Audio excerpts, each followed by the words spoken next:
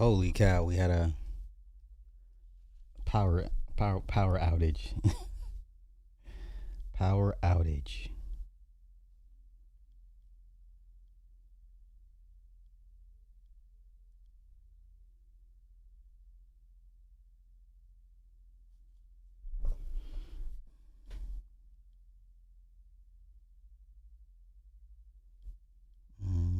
Okay, we should be good to go. Somebody give me a quick sound check before I get to run out my mouth. Please and thank you. Oh yes, we bike. We bike. We bike. Let's try this again. Let's try this again. Okay, right on. We good. We should be good. Hey man, technology, life. I don't know. Technology and life, y'all. Technology and life.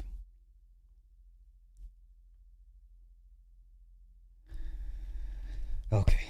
Sound good? Awesome, awesome. Okay, so the goal is to give you guys 4 hours to make up for the last 2 days I was not here because I'm outside touching grass. I am outside touching grass, as we all should be, as everybody should be.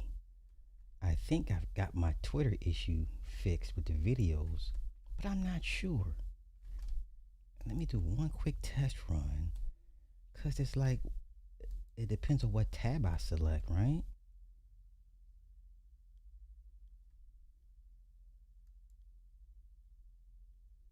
So it's the tab that I'm using, which is weird.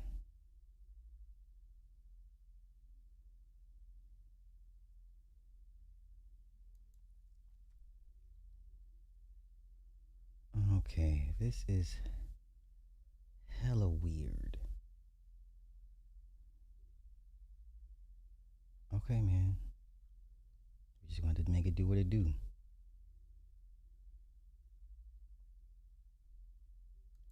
Okay, hold on. Let me do this. Return.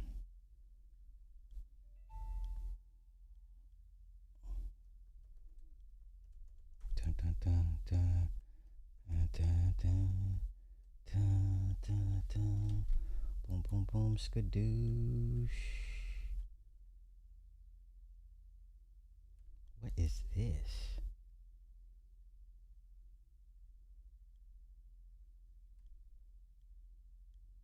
Oh, this is a real thing. Hold up, I'm looking at something, y'all. Just bear with me. Bear with me. Bear with your boy.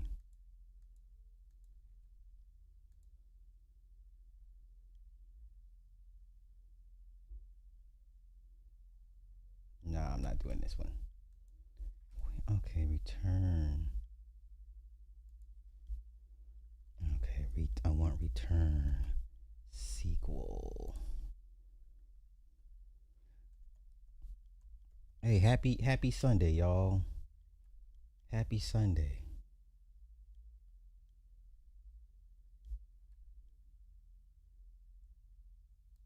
Okay, this is what I'm looking for. I don't have Facebook.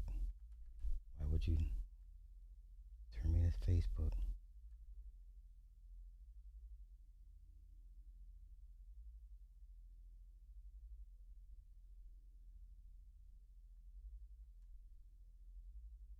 Okay, this is it. This is what I'm looking for. Hold on, y'all. Hold on.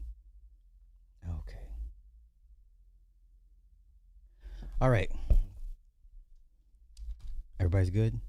I'm here for Zendaya Scout. She's got three faces: the scowl, the the. Okay, so I watched the drama. Has anyone seen the drama with her and Robert Pattinson? It's about this soon to be married couple, and they got friends, and everybody reveals their deepest darkest secrets. And Zendaya's deepest darkest secret was she had planned a school shooting when she was a teenager, and it goes downhill from there because everyone's like, oh my god, how could you? And then one of the characters, her maid of honor, had a friend that was killed in a situation like that, and Robert Pattinson's character is a total cuck. He is a total mensch. He is a bitch throughout this movie. And Zendaya, there's a one scene when they're walking across the street in the crosswalk and they almost get hit by a car, and Zendaya just goes off on the driver, and I'm like, she's not acting. I think, and listen, and congrats to her and Tom Holland, but she runs that relationship. She runs, she runs these men. Um, Tom does not strike me as a guy that's going to tell her, "Hey, shut up," or "stop," or "no." You know what I'm saying? I think he gives me like he'll just do whatever it takes to make her happy type vibes. I'm just like, I don't see their marriage lasting long. I just don't. I think she's too strong of a personality. Matter of fact, let me see if I can find that. Let me see if I can find that scene, the crosswalk scene. I'm like, that bitch is not acting. I truly believe she has a nasty mouth. I truly believe that. And yeah, the chemistry is cool between them, but off camera, when I see them interact, she runs him. I don't care what y'all say. She runs him. You can just tell. Let me see. The drama crosswalk scene. Oh, here maybe we have it. Oh, come on, give it to me. Find it. Find it.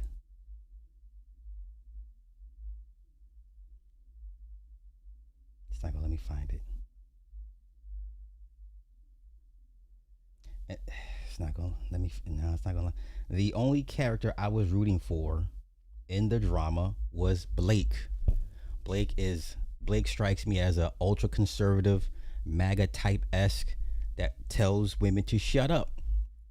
And the one character, Emma, who is loose adjacent friends with everybody, she's having a conversation with Robert Pattinson's character.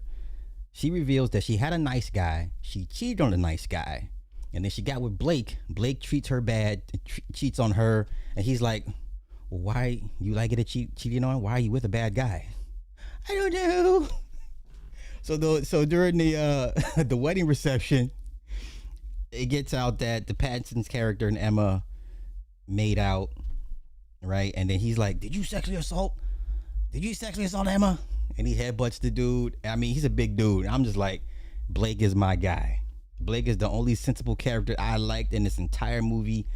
The one black guy that's with the maid of honor. He's hella effeminate. She barks at him. She tells him what to do. This entire movie, the drama. I personally am tired of seeing these movies where the man is just such a bitch, pussy, emasculated, feminized. That's when I see a character like Blake, I'm like, yeah, even if it's a white dude, I got no choice because he's the only stand-up alpha man that's gonna tell everybody to shut up and put hands on people. And then she even says to Pat's character, she's like, have you seen Blake? He would murder me in 2 seconds. Blake is the only decent, relatable character. I don't hang out with guys that, the wives give them a look and they shut it down. Like, I don't know what that's like. I don't. I can't find the crosswalk scene. But that crosswalk scene, I'm like, this heifer's not acting. She's just fucking crosswalk. She kicks at the guy's car. I know it's a fictional scene, but that's not acting. I believe she has a very, very smart mouth.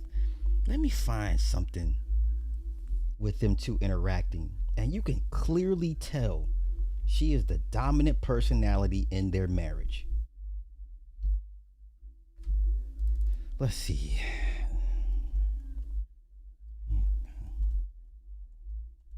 Off camera interactions. Let's do that. Yeah. Let's do that. Let me see. Let me see what I can find, y'all. Matter of fact, let's go to Twitter. I think Twitter's going to give us the best insight, even though, once again, this is all strictly just outside, peripheral. Like, we don't know the inner workings of the relationship, nor should we. But just on the outside looking in, he does what she says, man. I just like, ugh. I'm a dinosaur. I'm old school. I'm a caveman. I'm gonna tell you to shut the fuck up. I'm gonna tell you to shut the fuck up. You might hear the word bitch. You might hear bitch come out my mouth. I don't know. You make me angry enough. You might, yeah. I'm gonna hurt your feelings. Okay, let's do this. Zendaya, Tom Holland. It's like almost performative. Like, I get you're happy and madly in love, but it just feels so performative. And I'm just like, this can't be real. Is it real? Is it live or is it Memorex? I can't. Okay, let's do it this way. Okay, so that is not working. But all my other media players are working. Man, we're just gonna do it old school, y'all. We're gonna have to do it old school. Okay, because all this plays, which is weird. Now it's not playing.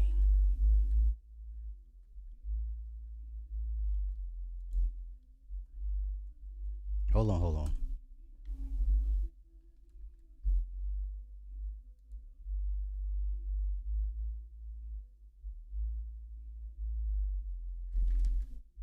Yeah, I do not like, as a couple, I think that they don't strike me as couples goals. I just don't.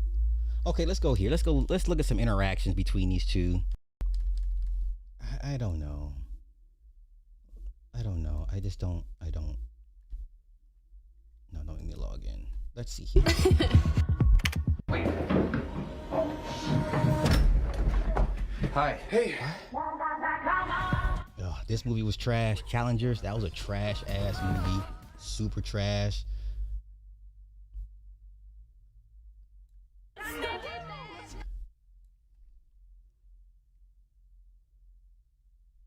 Trailer. I just don't like them. I don't know. Whatever works for them. I don't like them. Or it just feels like they're doing too much. It feels very, here we go. Let's go here. It feels very, very performative. Be able to finish the lyrics to one of the most iconic songs of all time. The lyrics are, don't stop, don't move, just keep it there, keep it right there. Oh. Keep it right there. It's my song, guys. Yeah. That's replay. So thanks, guys. Fake fans. Yeah. Tom Holland and his Spider-Man co-star Jacob Batalone busted by Australia's pedestrian Right there. Oh. I don't know. I have no idea. That's my song, guys. Oh, God. That was the wrong one. That was a gotcha. That was She looks like she got a smart mouth. She looks like a handful. I'm not saying it's a good or bad thing. To some guys, that could be a challenge. She just looks like she would have something really smart to say and dare you to do something about it. Like, I just don't like her vibes, man. I For don't. your head. That was a long gotcha time. You journalism. like it, I love it. Just got your clip. Right? That's crazy. I just missed the dance, the little heel up moment in the dance. One clip I was looking for, they were drinking, or he drank some wine, and she gave him a funky look, and he put it down quickly. Drinking. It was weird.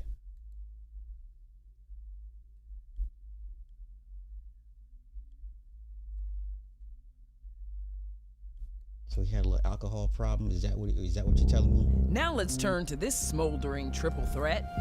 I'm almost more excited. The Odyssey's Tom Holland, Robert Pattinson, and Matt Damon completely ripped and wrestling it out in the desert for GQ's Sexy Summer issue. This is definitely the biggest movie that I've ever done in my career. To play Odysseus in the stars Tom is skip ahead, too, skip ahead. and I think doing it really gracefully. Feel very secure and happy, and I'm enjoying life. Also in the mag, Tom gets candid about his decision to get sober, saying that in 2019, at the peak of Spider-Man fame, quote, I was obviously drinking, I was falling in love, I could sit at home in my hotel room and finish a minibar and go to work the next day. I feel like I got to hit the reset button and end the chapter of being a kid in Hollywood. As for his fans' favorite Okay, so he had a little, and never forget. performance, Right, and never forget. Tom told all during his appearance on Amy Poehler's Good Hang podcast. Yeah, everybody got to do the gay shit. Everybody. So let's not forget that as well. Okay. I just don't. I just don't think this is what regular people should aspire to. What works for them works for them. But it's Hollywood, man, and these people get together for different reasons. I wouldn't. Regular folks should not aspire to be like these people. Should not. Should not. I can't find that clip, man. She gave him a funky look and he put that shit down ASAP.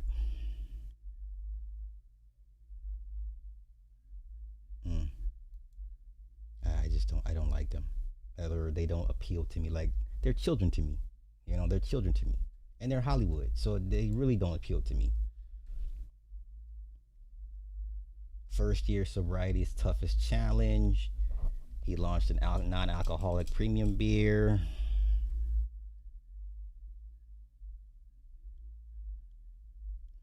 Let me see if I can find that.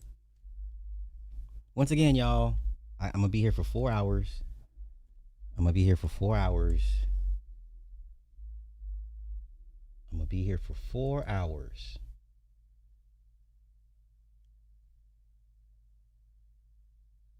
Let's go here. Okay, yeah, got it. Because I had a problem, Yeah. and I just couldn't put it down, and it was affecting my professional life, it was affecting my personal life, and my health. Now, I would ask white people, how y'all feel about your last two Spider-Men have been British? Andrew Garfield. Once again, let me just say this. Andrew Garfield is my personal favorite Spider-Man. I just think he has way more emotional range than Toby or Tom. To me, he's a far better actor than both of them. I don't care what y'all say. It's not a debate. For me, Andrew is my personal favorite Spider-Man. Okay. He's, what is he, 6'1", 6 feet? So he clearly towers over these two midgets. Damn, I forgot my original point. Just like, let's get back to this. Oh yeah, that was my real thing. Yeah, so white folk, your last two Spider-Men have been Brits. Your latest Batman is a Brit. I'm just saying, I guarantee at some point the white Americans will be having these same conversations us urban folk are having with British actors. I promise you, give it time. You got to give it time. We are the canaries in the coal mine. Okay, what affects us, we experience it way earlier than everybody, decades earlier than everybody, but eventually everybody gets infected. Okay, but I guarantee you're gonna start hearing white Americans, why are they British actors? But let's continue. So I decided to pack it in, and I got through that first year, which I think was the toughest challenge that I've ever been on. And during that first year, I noticed that there was limited options for people like me that were looking for something that would scratch that itch, that would help you live or go to the bar and be a part of the social experience, but not feel like the only person with a lemonade. Yeah. The truth behind the shandies, which we're bringing out this summer, is that Z has never drank. She's never been a drinker. She's incredible. She's the best. She's the best. She's the best. She's never She's drank. so on her game. I know so much. And which means she never found the taste for beer. Yeah. And everyone remembers their first beer. Yes. It's a little bit like, ooh, that kind of doesn't it taste is. It's great. like, why does my dad drink this all the time? And then you get drunk and you're like, oh, I okay, see. let's go. I'm not here, but I'm here. Yeah. Right. So she's incredibly proud of Biro. It's just there is a missing link of like, she doesn't enjoy the stuff that I'm trying to sell. Right. Okay, give it time. The conversation will be had. I promise you. Okay. As a matter of fact, let's go ahead and do some green. Yeah, somebody said green lines. Fine, I'm with that. Let's do some green lines testing. Yes. Oh, still wanna debate, huh? That's fine. Okay. Still wanna. I get it. Hey, man. I could be wrong. I rarely am. But let's continue. Once again, these are pictures, y'all. So you gotta take everything with a grain of salt. These are just pictures. You see how they done moved away from Florence Pugh? Did y'all notice that on the red carpet? Well, hold on. Who was that? Who's arrived? Oh, Zendaya's arrived. That sounds about right. What was the second one? Where's it at? Let me find it. Y'all look at all the distance. Y'all see how somebody here is intimidated by Florence Pugh? She's a bad motherfucker, man. And there were stories of friction on set. Now, why are y'all like this? This body language. Look at this. Look how isolated she is. Why is that? Why is that? Why? I get it. These three worked on a movie together, but this is a group photo. Y'all all worked on this movie together. Why is she isolated? Y'all got to pay attention to body language, man. Now I generally get that Tom is extremely happy to be married to this woman, but I just don't. If they make it past 5 years, I would be shocked. I would be shocked to make it past 5 years. Once again, hey little dude. Hey little dude. Hey little dude. Hey little dude.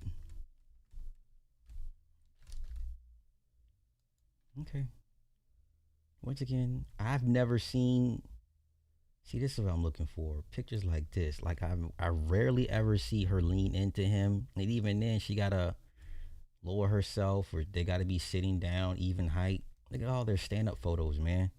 All their stand-up photos, they're both in the masculine frame. You can't have that. They're both in the masculine frame. You cannot have that.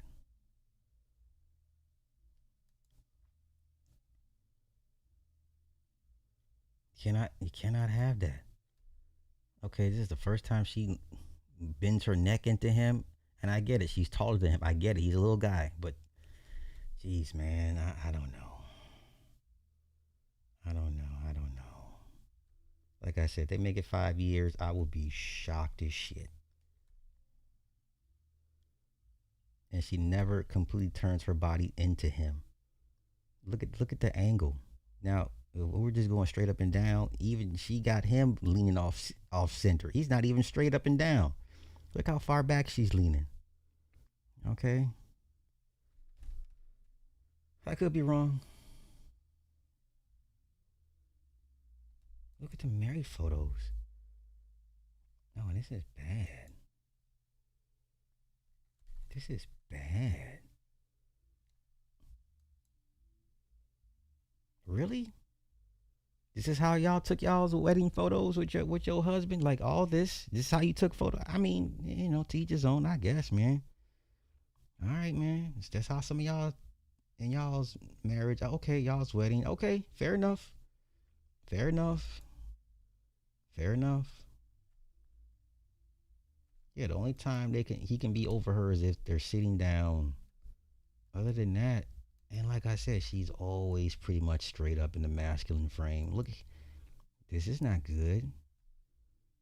Look, she got him leaning off center. I know. I don't know what I be talking about. I just be running my mouth. Oh, that's a good boy. Look at, such a good little boy. You learned him a trick today? This is how you look at your kids when they learn something new. This is how I look at my cat. This is how I look at Duchess when she does something that makes me laugh. Okay? Oh, such a good little... Did you do it all by yourself? Are you having fun, little guy? Look at this. Here we go again. Like, bitch, if you don't get your hand off my shoulder, making me look bad. You quit sunning me in public.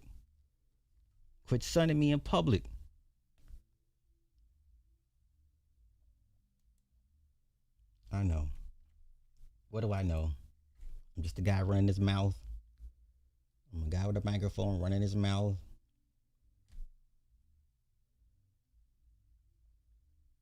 But Sly, I know. Yeah, I know. Like I said, they make it past 5 years, I will be supremely shocked. This is probably the best photo.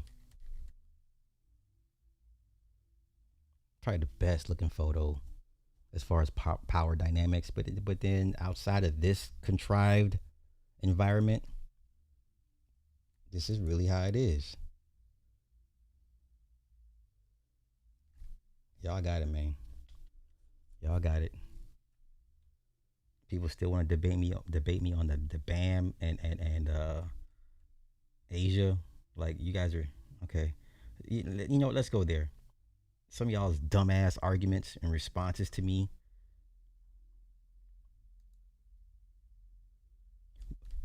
So let's before I get to my Spider-Man real quick. Some of y'all's I respectfully, some of y'all's dumbass responses and comments when it comes to marriage. I get it. Don't get, for you motherfuckers, don't get married. How about that? Okay? I'll tell you goofballs that always got something to say. Don't get married and you'll be okay and life will work out for you. Okay? Now, let me go to my comment section. Let me show y'all how flawed some of y'all's arguments are. Once again, if this couple makes it past 5 years, I will be supremely shocked. Because their interactions give me the ick. She just looks like a very strong, mouthy woman. And there's nothing wrong with that if that's your type. If you're a type of guy that can shut all that down by giving her a look, cool. But he is just enamored and I mean just deeply in love with this woman, as you know, as one should. As one should. Look at this shit here. Okay, now could be something, could be nothing. Fellas, do you take pictures like this with your lady? Yes or no? Fellas, are you taking pictures with your lady like this? Yes or no? Yes or no? Is her arm around your fucking neck? Yes or no? Yes or no? Yes or no? Yes or no? Are you taking pictures with your lady like this? Please stand up and you know, yes, I do. Okay, God bless you. God bless you. Once again, this is a good looking picture. Once again, don't forget this man was in a goddamn corset and some tights and some what's it called, stocking, and you know what I'm saying? So everybody got to do the gay shit. Okay? I don't care about that because that's part of the game. I get it. It's part of the game. Part of the game.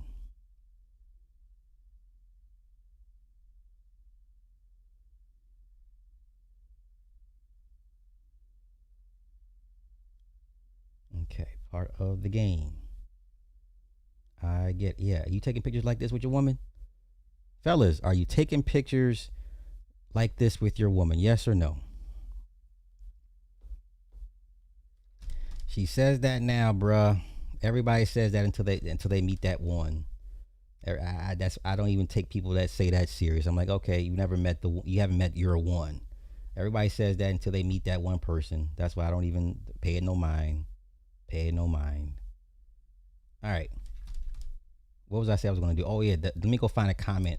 The dumbass comments. And I'm not calling you guys dumb, but some of the shit that y'all try to push back on, to try to make an argument against marriage. Okay. Just don't get married, bros. You'll be okay. You ain't got to worry about her taking your goddamn $30 an hour, half of your $30 an hour. You know what I'm saying? You ain't got to worry about her taking your half of your $30 an hour. You ain't got to worry about that, okay? You'll be fine.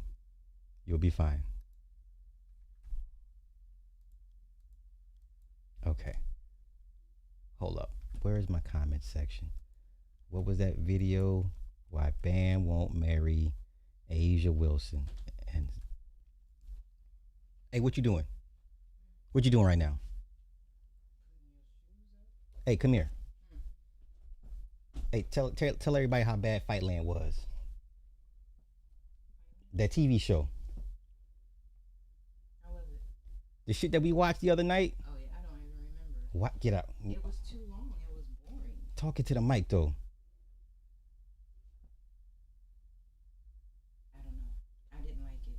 Why did you like lift it up? Okay, why didn't you like Fightland? For one, it felt too slow for me. I'm listening. I didn't like it. Uh-huh. I didn't understand how all the Londoners came to Vegas and they were trying to take over it. Okay, so the fight was held in Vegas, but he's a UK boxer, so they went back to the UK. It felt like that whole arena was the UK. Okay, let's get to the motivations of the boxer Duke. Oh, Maduka. What about him? Would you catch? You said if you saw. I didn't like him because, first off, you're screwing your manager. The boss's wife. Let's continue. So already you're shady. I didn't like he got his brother killed. Yeah. Because he was yet the girl, the manager's wife, Kingston's wife. Yeah. They knew each other as kids. Yeah. But you don't do stuff like that. Oh, okay. So no, I didn't like it. So you won't be watching? No. So that's a pretty bad BBC show, or not? Compared to other BBC shows, it's pretty bad. Yeah, BBC has great. All of their crime, mystery, those are well thought out. So those are better than most American shows. I agree that it is. I don't like American. Okay. All right. Thank you. It was really. Oh yeah, it was super trash. Super trash. It was just slow to me. Okay. Thank you. Keep these in here. Your ragged shoes. First of all, they not. Those. Whatever. Don't worry. I'll reiterate what she said with Fightland in a minute. But let me get to my comment section about some of y'all. This is how y'all listen to way too much. Y'all watch too much of this red pill dumbass. I feel sorry for some of y'all, because this is what y'all really walk around in y'all heads about. Like I legit feel sorry for a lot of y'all. I'm like, okay, you ain't never been with nobody that gave a shit about you. I'm sorry you haven't gone through that.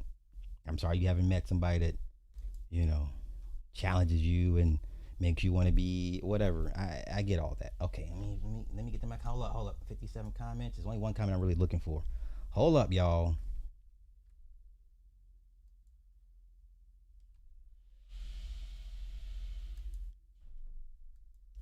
Let me find it.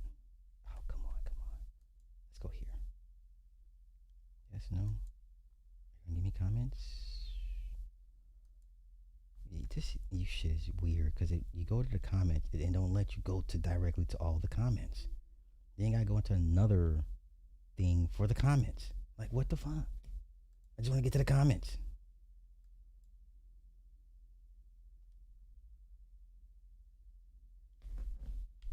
Okay, wait, let me move it over.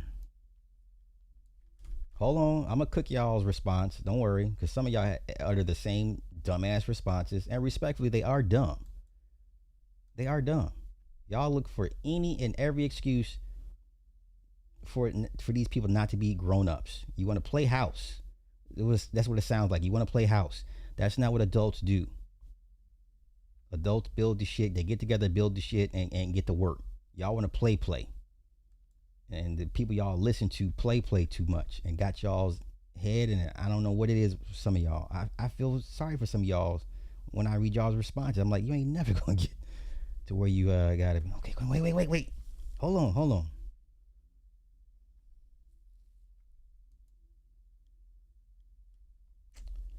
Come on, man. Give me the published, most relevant. No, give me newest. No, give me top comments. Okay, I think I found it. Okay, here we go. Wait. Okay, let me find y'all's them dumbass comments that y'all left me real quick. Where's it at?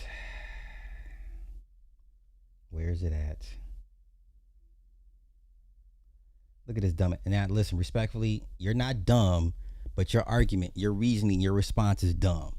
This person said, "What's up?"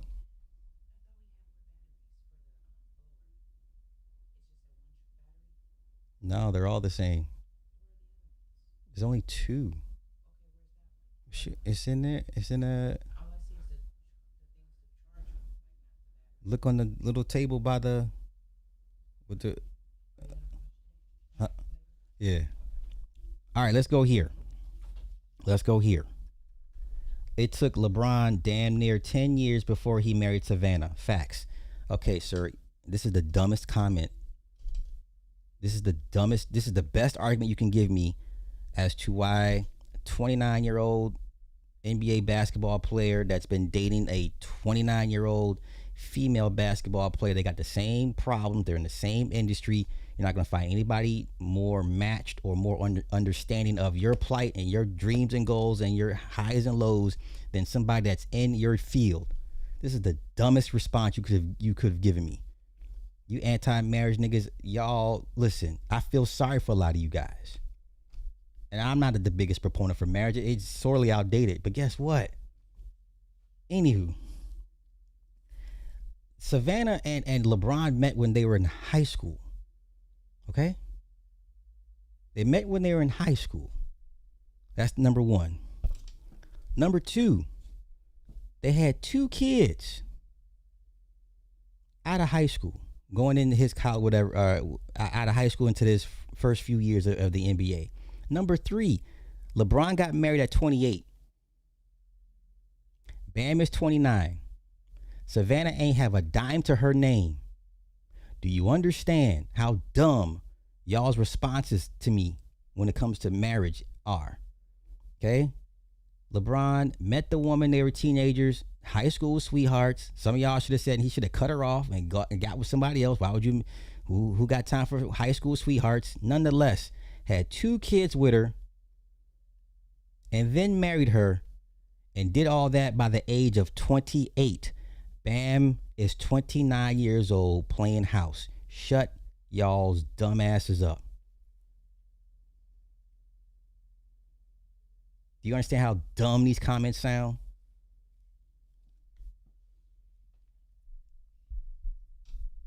LeBron was married by the time he turned 28. Stupidity. Brain rot. Brain rot. Yo, you guys don't want to grow. You don't want to be an adult. You don't want to take on responsibility and priorities. That's what marriage is. That's what the scary part. A lot of you guys would run from, it's like the quarterback, right? When the team loses, it's the quarterback's fault. But when the team wins, quarterback gets all the glory. I get it. It's a scary endeavor to take on being responsible for a whole household. Like, she's going to question every decision you make, and it better be on the money. Some of y'all can't handle the pressure, and some of y'all failed in y'all's marriages. It happens. It happens. But you don't live in the failure. You learn from it, you pack up and move on to the next, and you do it again, and with more applied knowledge. But nonetheless, this is the dumbest shit. Look at this dumbass. Look at this. Listen, and he comes back. He says, "Listen to what you just said." He still took over 10 years after all of that. Everybody don't jump the broom that fast. Kevin King, you're an idiot. You're an idiot. You're a whole idiot. I can tell what you listen to. Those guys down the street is where you belong. Don't come over here, because I'm gonna give you a commentary and a stance you're not gonna like. So go listen to the trauma bond down there and stay stuck. And woe is me, and women are evil, and she wants my $30 an hour. She wants to take half of my $30 an hour. Okay. Anything else? This nigga worried about if Bam's a role player or not. Dumb.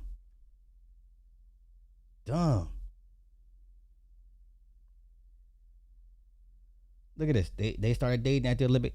I don't need to. Listen, if I meet somebody in my field of work, she has the same amount of expertise and she's at the top of her game, I don't need 2 years. I'm like, let me snatch this one up. Quick, fast, in a hurry. You guys are idiots, man. How long did it take Montez Ford to marry Bianca Belair? It didn't take long. You understand how dumb y'all sound to me right now? They haven't been dating that long. Okay. Y'all got it, man. I like this. People can say what they want about Travis and Taylor, but they were dating and married in 2 years. Look at this. Mr. Lucario and Miles Cunningham say you should make a girl wait 10 years to marry. Now, did Mr. Lucario make his wife wait 10 years? Okay. All right. Fam, he will marry her. You tripping, son. Okay. Look at this. Another dumbass LeBron statement. Why are you even thinking about marriage so soon? LeBron and Savannah been together for 10, 11 years before marriage. They're not like y'all. You guys are idiots. By y'all's definition, LeBron married a nobody, risked his whole empire, gave possibly Savannah half of his whole empire. She had no money. She was a nobody. Let y'all tell it he shouldn't have married Savannah to begin with because she's a nobody. She gonna take half his money, Sly. She gonna wait 10 years and then file for divorce. Do y'all understand how stupid y'all's logic is to me? Once again, LeBron got married by the time he was 28. What's Bam's excuse? Y'all played it. Oh, and my boyfriend, my girlfriend, and oh, my favorite person from out of town is here. Like y'all play. Okay, you guys are children. She wants to get married. He's playing around, but nonetheless. Okay. Some of you guys are idiots, respectfully. Okay.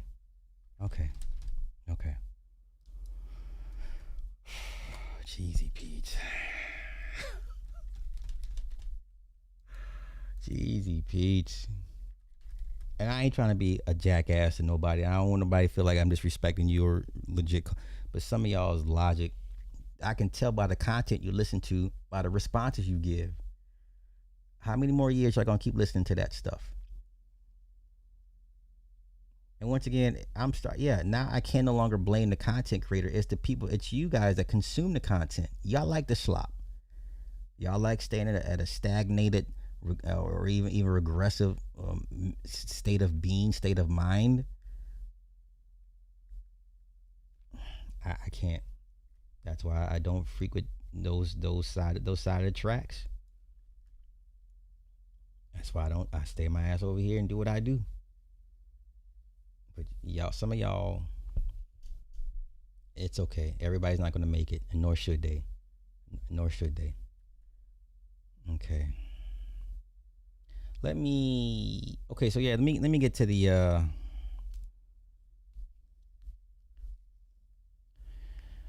oh my god. Okay, sure. Okay, bro. All right. Okay. And okay. Hey man, believe what you want, man. God bless you, man. God bless you. Just hey, all you guys that don't get married. There you go. Problem solved. That way you keep your little $30 an hour.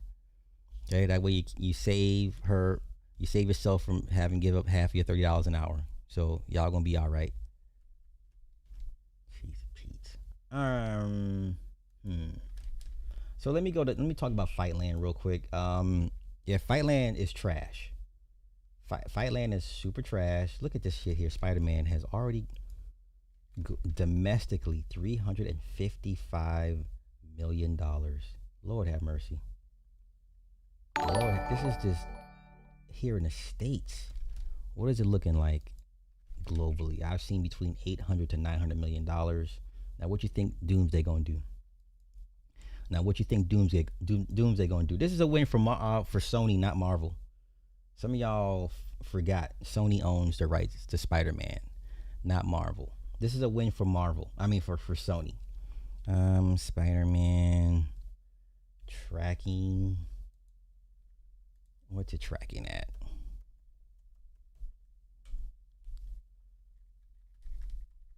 Look at this shit here. So domestically, 355 million. Globally, in one weekend, this thing might make $927 million. What you think Doomsday gonna do? What you think Doomsday gonna do? Now, this is a win for Sony. This is a huge win for Sony. Thank you for the gold coins. I appreciate you always. As always, thank you. All right.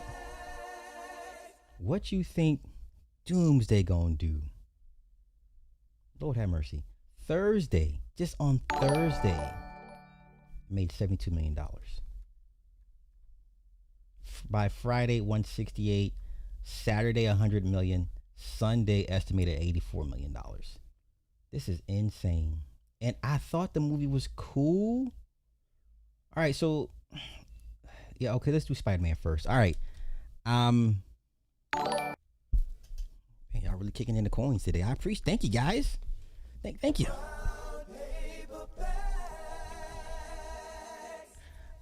Once again, let me just say this again. Andrew Garfield, for me, is my favorite Spider-Man. He deserves a third Spider-Man movie. He deserves his trilogy. Everybody else got their trilogy but him. I don't know why. I think people overreacted to part 2 with Jamie Foxx's Electro. I didn't mind it. I think Garfield deserved a third film. Hopefully one day, fingers crossed, in the alternate timeline he gets one. But anywho, Spider-Man Brand New Day.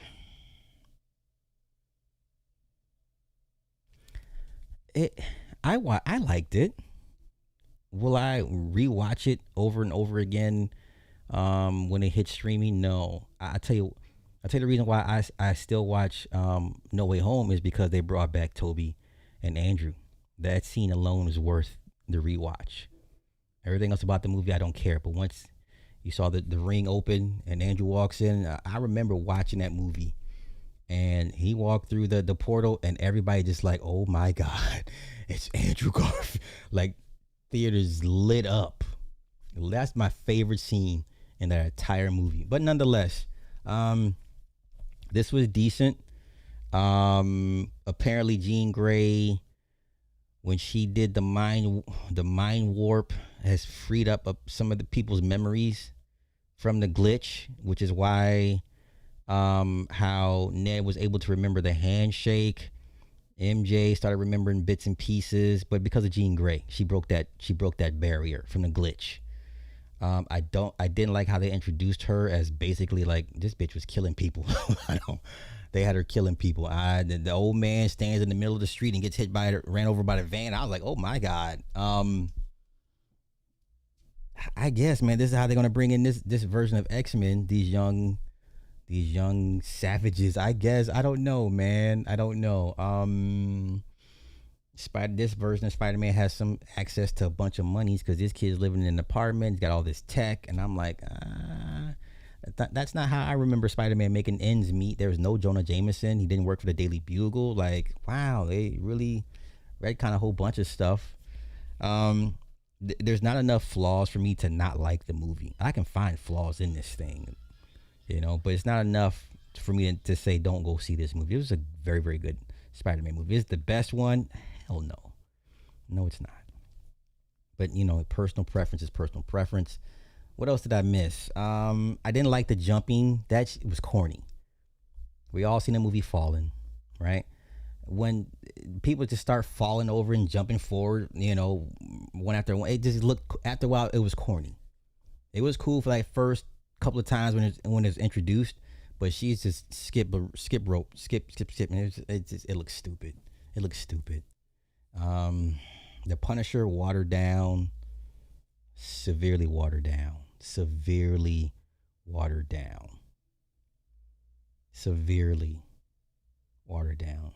At the end, when he accidentally shoots Peter instead of Jean, she kept him alive, and she's off on the bus somewhere. That was a perfect way to introduce some guy in a wheelchair. I don't know. I think she should have been arrested, held in some super secret max prison, and then you have Xavier roll up in the wheelchair, be like, Jean Grey, who are you? I have a school for gifted youngsters like yourself. You don't know me. I do know you. Like, that'd have been a perfect way to introduce the mutants coming in, but doing it like this bitch was murdering people. You understand? Murdering. Okay. Savage Hulk was cool. Of course, my favorite Hulk is Eric Bana's. I like Ed Norton. I like Ed Norton when he fought Abomination. That was cool, but my overall favorite Hulk will always be Eric Bana. and Ang Lee's the Hulk. That's the perfect version of the Hulk for me. So inhibitor broken, Savage Hulk kicked out Gene out of his head, and you know, that's the version of Hulk I'd have liked to see go up against Thanos. Would have been a totally different fight. Right? But then the one part when he's hanging off the building and he's got all the webs attached to him and all the pieces of the concrete in the building are kind of weighing him down.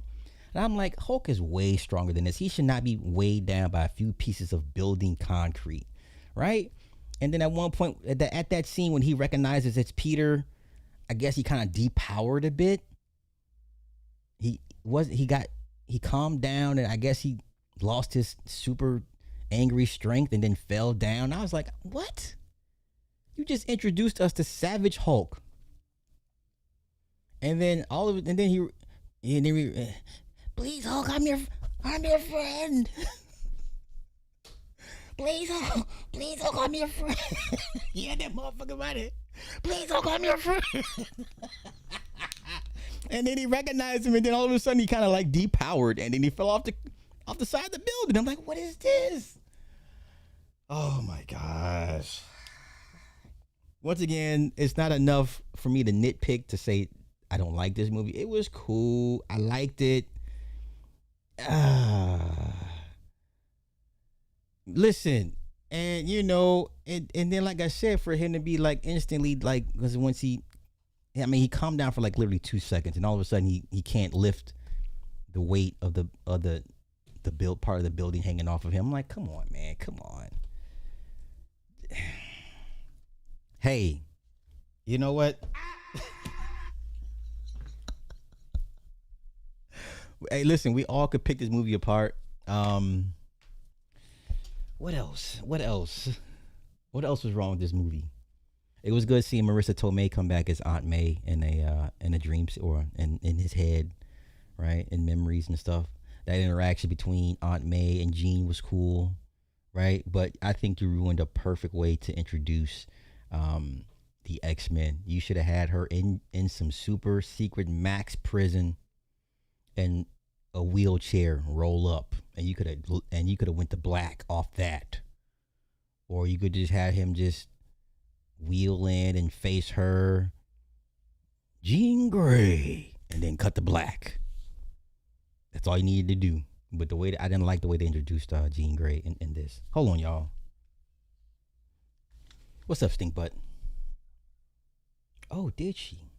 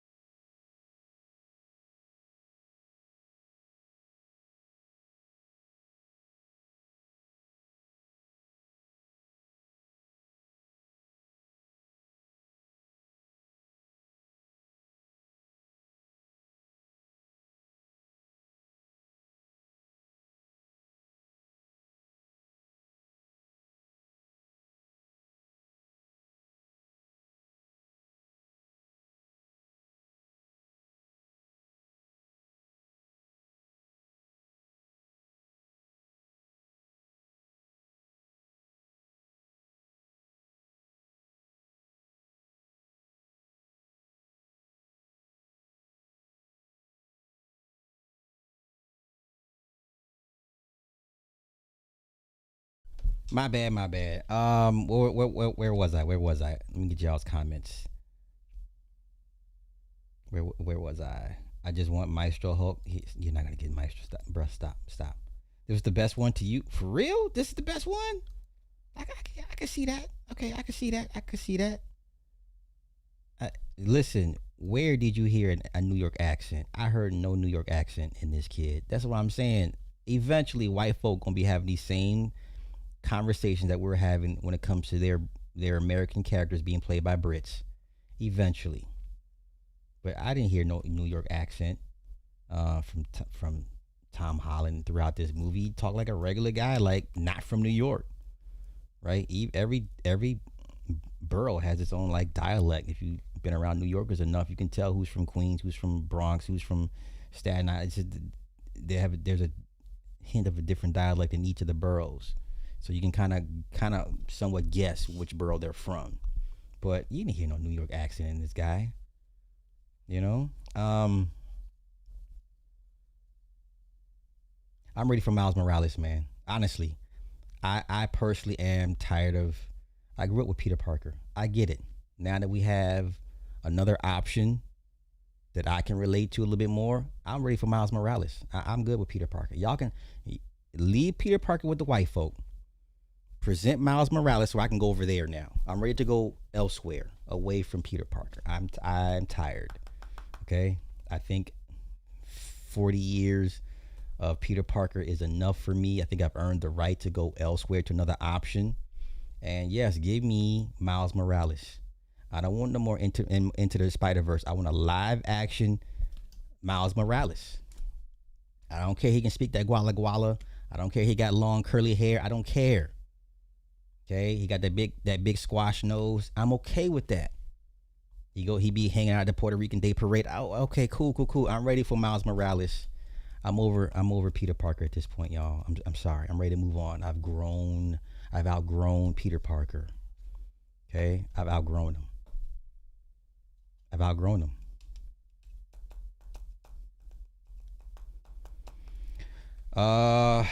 Remember, she did not remember. And that's how Spidey knew that the guy from Damage Control was lying. She doesn't remember. And she doesn't have possession of her own body. That was not free will. When Jean is jumping from body to body, that's not free will. That is possession. Because when she leaves everybody's mind, they all like, what happened? What did I do? It wasn't me. How did I get here? So nobody for one remembers anything, and everything they did was against their free will. So no, the Zendaya kiss when he kissed wasn't genuine. It wasn't her. So, I don't even care if they do both. Me personally, man, like I'm just, these white folks, these crackers gonna get mad. Is that when they saw the little Puerto Rican boy give him and he gives it back to him at the end of the hospital. So remember, out the hospital, you got Punisher imitating him in the window. They're like, "Oh, Spider-Man, he's healthy." And then Peter's walking through the crowd, and little boy on the shoulders is like, and Peter's like, and people are like, "Is that Miles Morales? Are they gonna introduce Miles Morales?" Like, white folk are terrified. And once again, and I hate to say this, Miles Morales, whenever they do introduce him into live action, will get the same treatment as Black Panther. You just watch.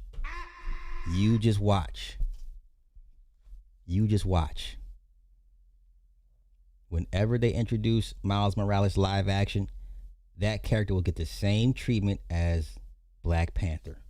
I guarantee it. And you know what? A live action Miles Morales, I think, would make more money than the first Black Panther. I think it would make more money than the first Black Panther. I'll debate anybody on that one. Okay. Yeah, I need more white tears, man. I need more tears from Gary and Ryan. I need more tears from Tom. I need more cracker tears. Okay, now that's another issue. Will Miles Morales be played by an FBA actor? You got to talk to the casting. You got to talk to the people over at Sony. Because once again, this is not a Marvel product. This is a Sony product, y'all. I don't think they would do that. I think they would give it to an actual Latin-esque. I don't think they would cast a Brit. I would hope not. I would hope they're not that tone deaf. I don't think Sony would do that. Because if you go to Spider-Verse, Shamik Moore is the voice of Miles Morales in Into the Spider-Verse. Okay? This is who is the voice of Miles Morales. Now he's been doing some weird shit, stalking that white girl. They need to go ahead and finish the production on this third movie and go ahead and move him out the way, because he moving too funny for my taste. But I don't think Sony would be this dumb to cast a Brit as Miles Morales. But stranger things have happened. But this is the voice of Miles Morales. Okay. I love the Into the Spider-Verse. And we got a bunch of spin-off films coming out with for this. Let me see, Into the Spider-Verse spin-offs.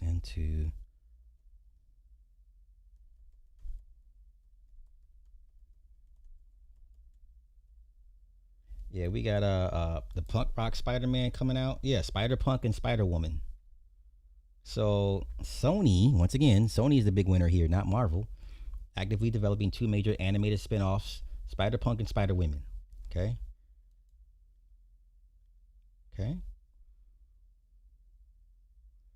Focus centers on Hobie Brown, the punk rock iteration of Spider-Man, whose primary weapon is his guitar. That should be good, or at least different, because he gives me very Jimi Hendrix vibes, right? In early development with no official release date.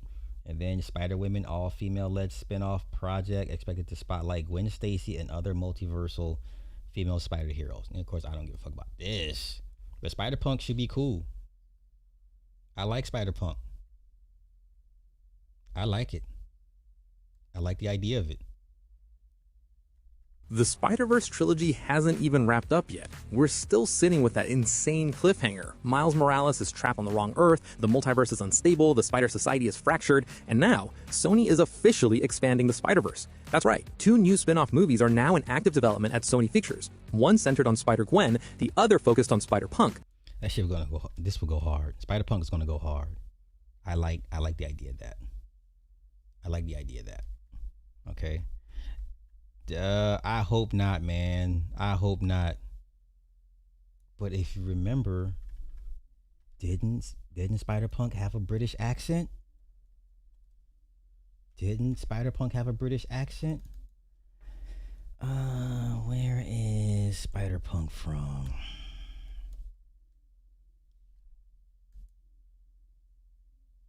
Yeah, he's from London. Yeah, he's voiced by Daniel Kaluuya. So there you go. All right. So I would assume he would stay on as the titular role of Spider-Punk. All right. So there's that. But I would hope Sony is not tone deaf and actually would try to cast a Brit or an African for Miles Morales. Now that's a fight you're going to let the Latinos take up. So Latino slant, I'm gonna need you to get your ass on the front lines, because you're always complaining about shit when it comes to black folk. That's why Latino slant, I don't like him, because he's white. He's a white adjacent, and he's white coded. You understand? That's why I had to back off that dude, because I'm like, I don't like him, because if me and him, no, his words will be exchanged. I don't like him. He is white coded, white adjacent. Low key, I think he's a white nationalist, but he a Mexican. You understand? So let him take up the mantle and fight for a proper casting for Miles Morales. You understand? What female-led superhero do I want to see? None of them. I don't give a fuck about female superheroes. I don't care. They're no interest to me. Why would I want to see that? Why? The last great one you had was Wonder Woman with Gal Gadot. You'll never see another great female-led superhero that will top what Gal Gadot did in that first Wonder Woman. You'll never see anything that good ever again. Ever. That was perfection. What Zach and Patty did was perfection. You'll never get it that good. Ever. Ever. You'll never get it that good. Never in your life. This nigga talking about Dazzler. Maybe you gonna go sit your ass down. Go sit your ass down.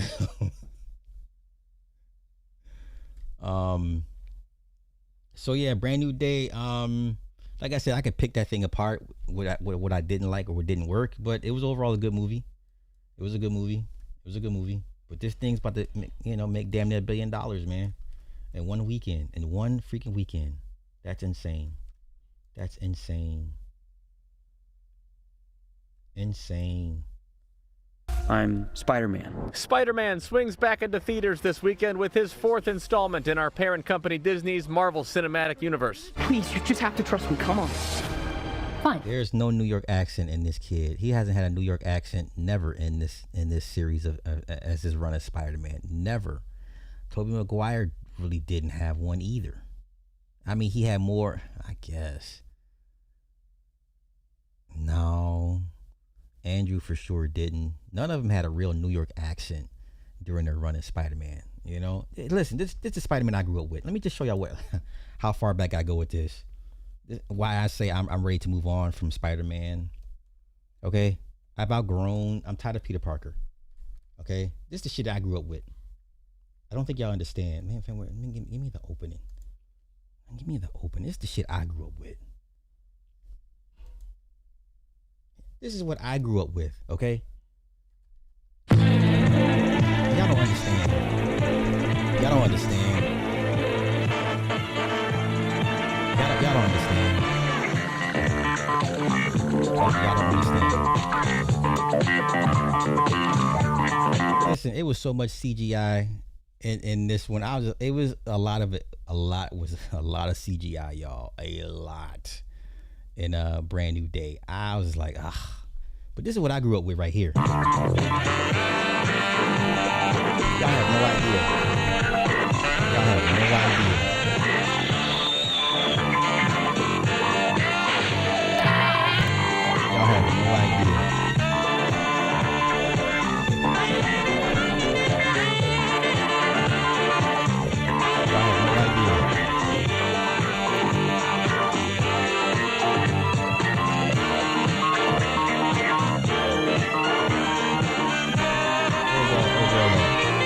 Kim Fields' mama was in this.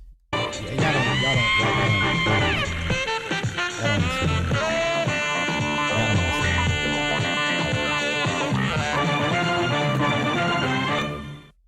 This shit was peak, man. Yeah, this shit was peak. Yeah, Kim Fields' mama in this, man. Come on, man. This is what I grew up with. All right.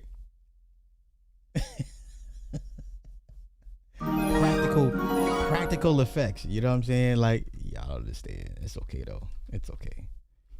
Yo, man. Thank you for the 5. I do wish Gal Gadot came back as Wonder Woman. However, I'm curious to see what the actress Adria Arjona does with that. She's not, sir. She's playing. She's not playing Wonder Woman. James Gunn can't use Wonder Woman. He can't use Wonder Woman in his movie. No, she's playing what's it, Maxima. There is no Wonder Woman in Man of Tomorrow, sir. No, sir. No, sir. No. This Man of Tomorrow will be James Gunn's and Peter Safran's last movie with DC. They're done. They're done after Man of Tomorrow. They're done. They're done. So there is no Wonder Woman cast, sir. No. Don't do that. Don't do that. Don't do that. Okay. Let's get back to this. This thing's about to make basically $1 billion in a weekend. And once again, I give Marvel credit, but this is a win for Sony. Y'all, Sony. Starring real-life super couple Tom Holland and Zendaya, Spider-Man Brand New Day looks to continue Hollywood's bounce-back summer, with projections suggesting it could make close to $200 million domestically this weekend. That number would put the film among... No, sir. There is no Wonder Woman movie going to be. No. Sir, they're going to go back to the drawing board after Gunn. Okay, no sir, no sir. They're gonna let Matt Reeves finish his trilogy, and they're gonna put a pause unless they bring back or unless they restore Snyderverse. They're gonna have to put a pause on things for a while. There is no Wonder Woman movie. No time soon, sir. No time soon. No time soon. You can't even get Superman right. And the one Batman you do have, he doesn't want to bring it into Homeboy's universe. It's a mess. It's a clusterfuck over there. Let's continue. The top 10 biggest opening weekends ever. And on Thursday, Spidey's biggest fans are already making their way to the theater across the country. Here in the vicinity of Spider-Man's hometown, popcorn buckets in the shape of his head were already lining the shelves. With parents trying to keep up with the city's next webbed protector, Zulius. Can you show everyone your powers? Whoa! Zulius's father told me he frequently sleeps in his Spider-Man costume, but his mom has her Spider-Man swag on all the time. How come you have a Spider-Man tattoo?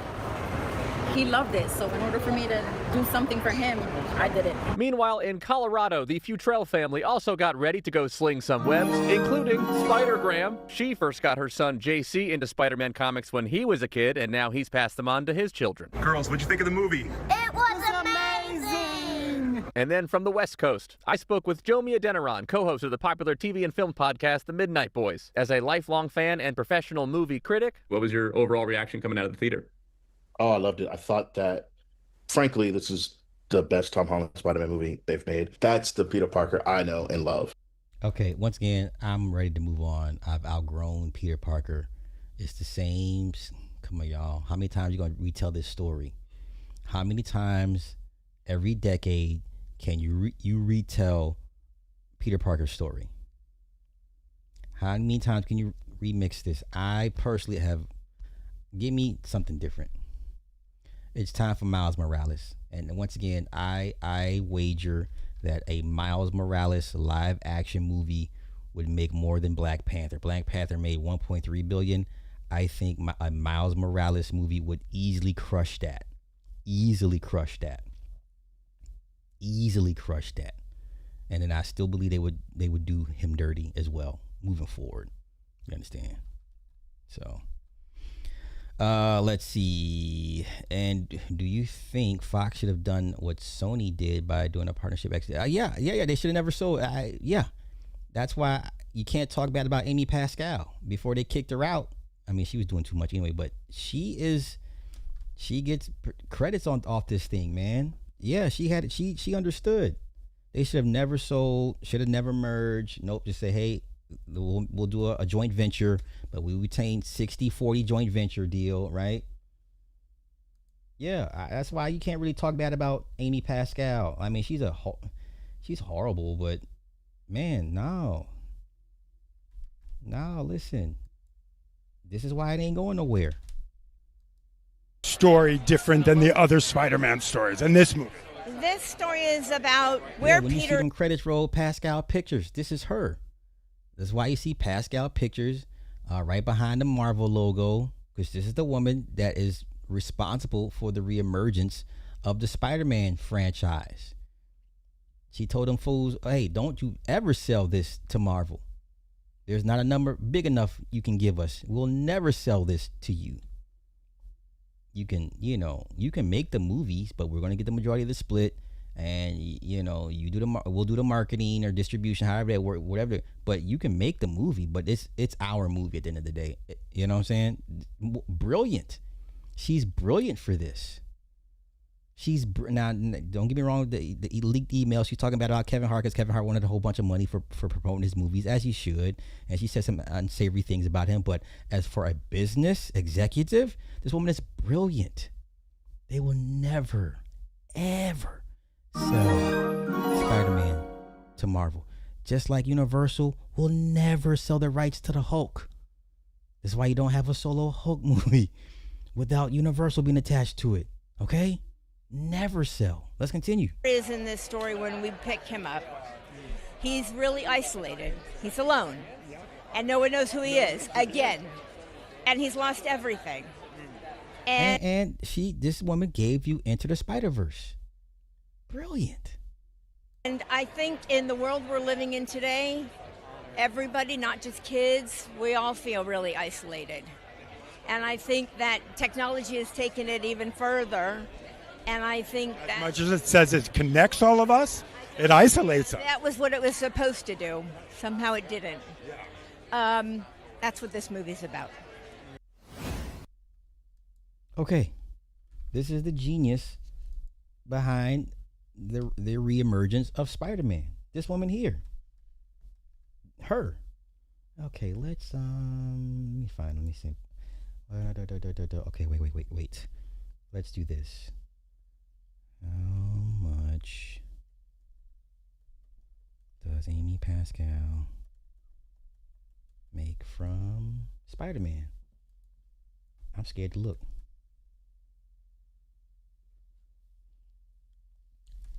Back end deal, participation makes her tens of millions of dollars. Okay.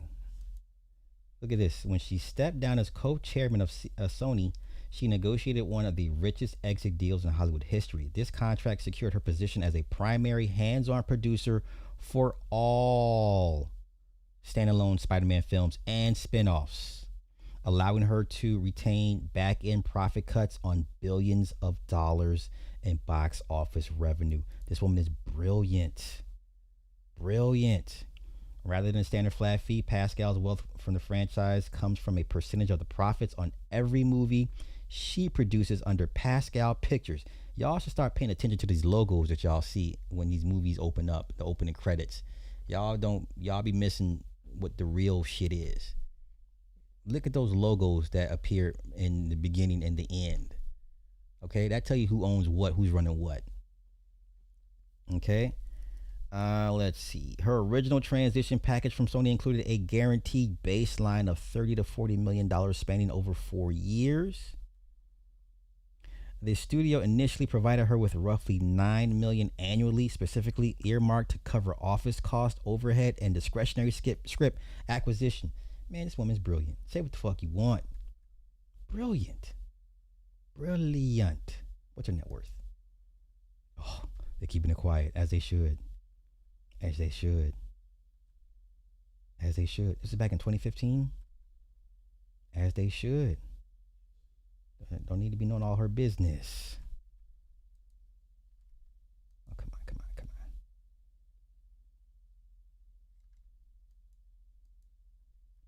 Let's see.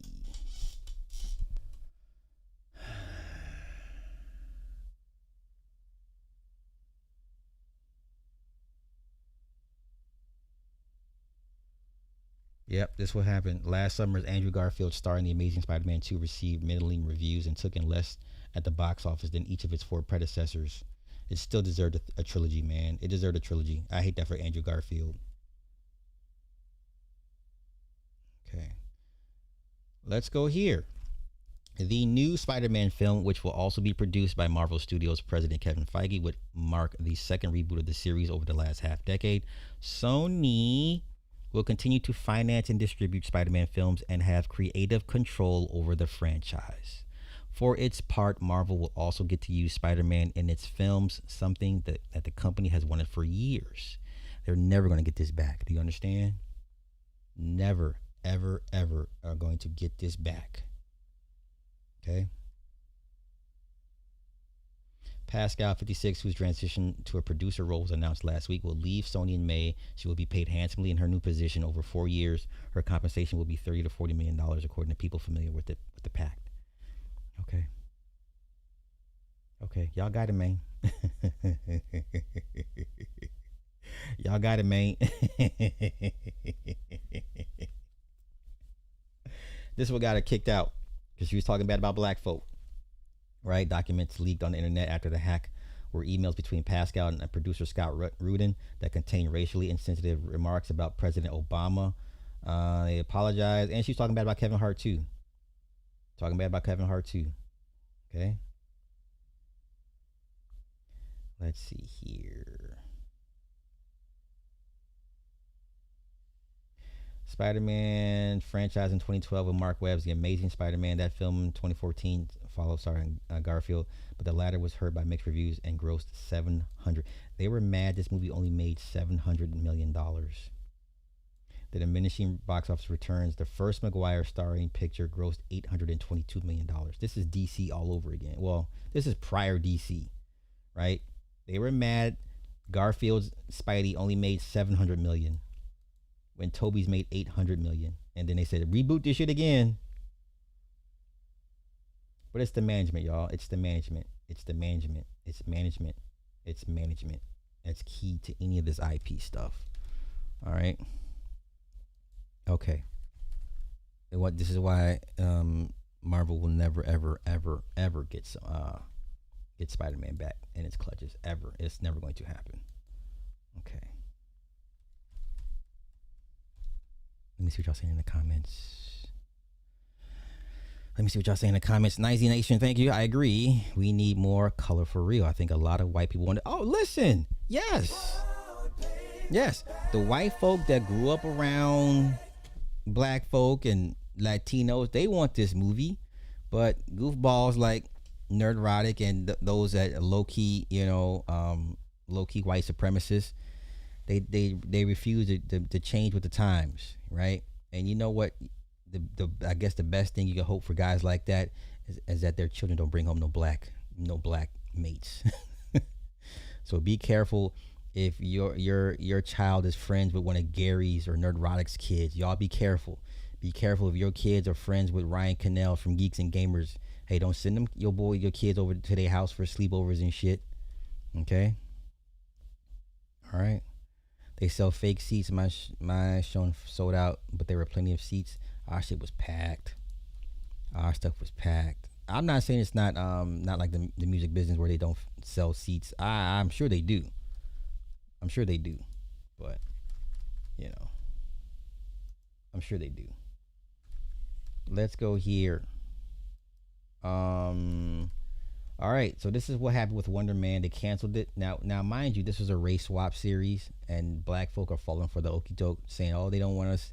They don't want to have us the black." Listen, Wonder Man was never a black-faced character to begin with. Wonder Man is white. Y'all didn't watch Wonder Man to begin with. I didn't watch this shit, and it's got an Emmy for this, or it's Emmy nominated, and they still canceled it. Okay. So what happened was Andrew Guest, the co-creator of Wonder Man, gave an update. He said he saw all the backlash to the canceling. He says he wrote the first episode of season 2 before the writer's room began this month. The production was set for early 2027. Everyone's schedules were cleared, and ultimately it was Disney Marvel who felt continuing the show didn't make sense. I still feel it was a very bad decision to take away something that was loved, critically acclaimed, and scored an Emmy nomination. But nobody watched it. So let's go take a look. Wonder Man streaming numbers. So let's take a look. Nobody watched Wonder Man. Nobody. Look at this. Okay.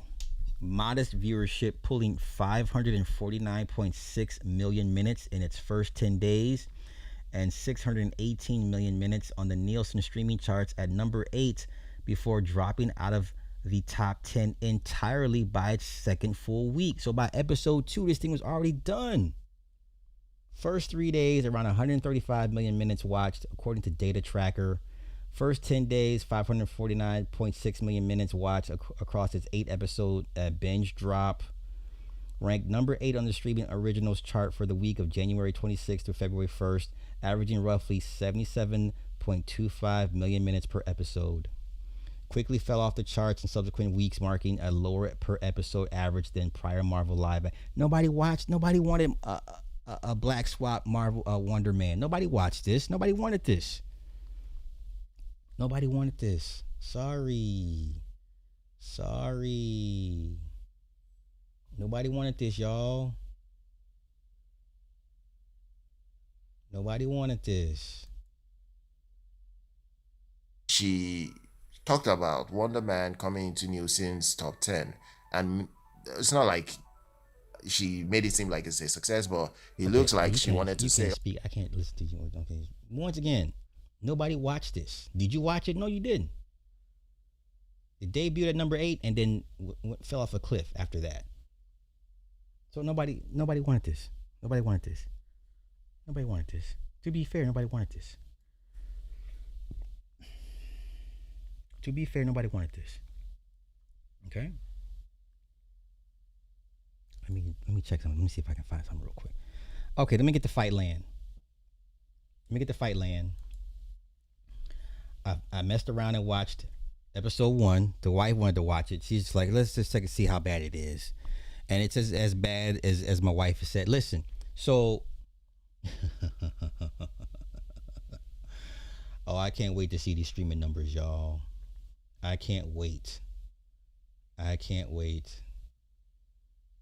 So let me explain to y'all what happened in the first, what this show is all about, and what's a poorly written show, a poor anti-hero, poor villain motivation. Let me show y'all what I'm talking about. Okay. Let me get to the image. Let's do this here. Yeah, let's do this here. Okay. Just bear with me, y'all. Okay. Now, this is the main character. His name is Duke. He's a boxer, heavyweight champ, right? This guy here is Kingsley. This is his promoter, his boss. This is Kingsley's wife. This is the boxer Duke's best friend. These two lads are Kingsley's children. And this is one of the might be his love on again, off again love interest, ring girl / I know boxing. Okay. So what happened?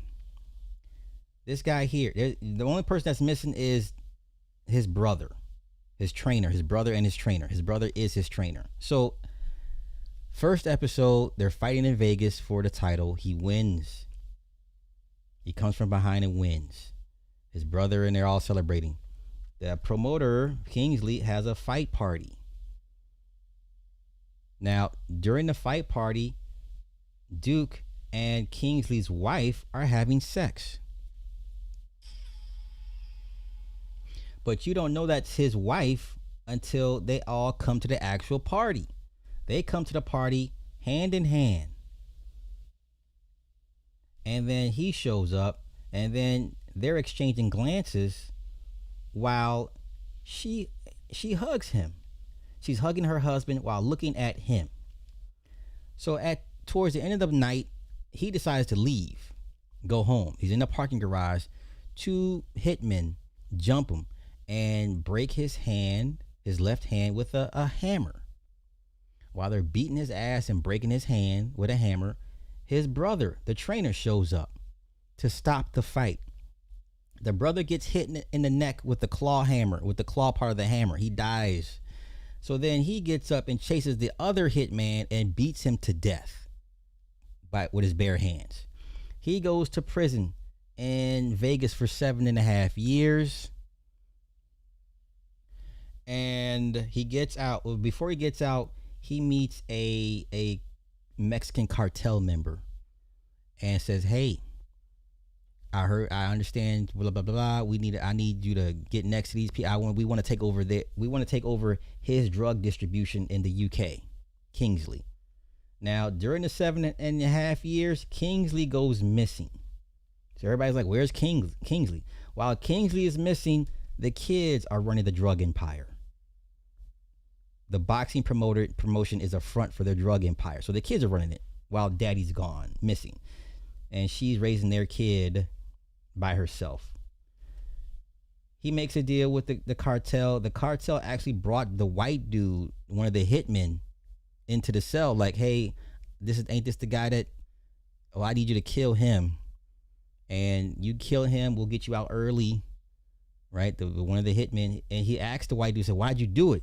He says, "Well, the boss knew that you were messing with his wife, and he sent us to send you a message, but we weren't trying to kill your brother."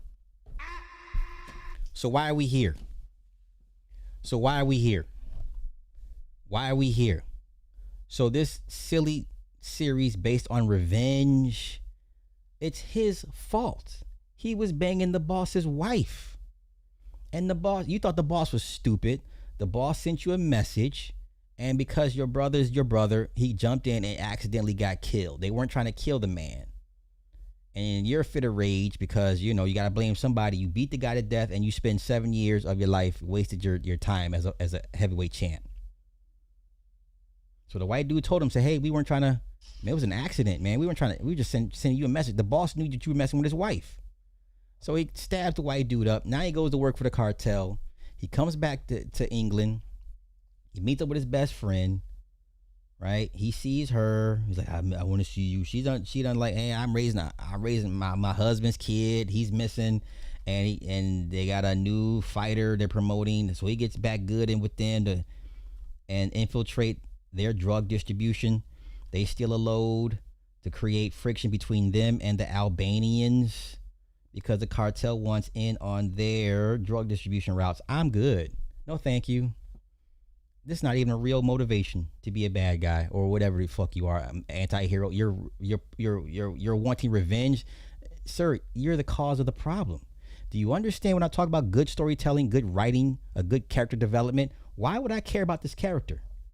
Why are you asking me to care about this character? He's the source of his own problems. And you see when he convinced me that y'all know what good storytelling is, a good written show is, you don't know. Now, but by all means, please go watch this series. And whatever. You like it, you like it. I can't. This is slop. This is slop. This is slop. Y'all got it, man. Y'all got it, man. Y'all got it, man. Y'all got it. Y'all got it. Don't listen to me and the white. We don't know what we're talking about. We don't know good written shows. We know nothing. We're just people with, opinions and stuff. That's all. That's it. That's all.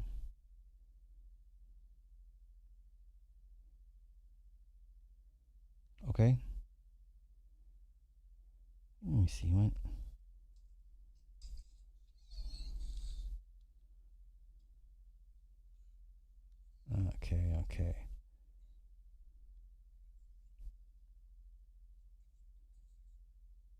Okay. Did I miss anything? And once again, I'm not telling you I'm telling you what my metric, my standard. This is not it. And I can't wait to see these streaming numbers. Let this man convince y'all that this is the most anticipated, most hyped thing. Ain't nobody checking for this damn show, man. Okay? Nobody's checking for this show. Okay? It's just that simple. All right, let's continue.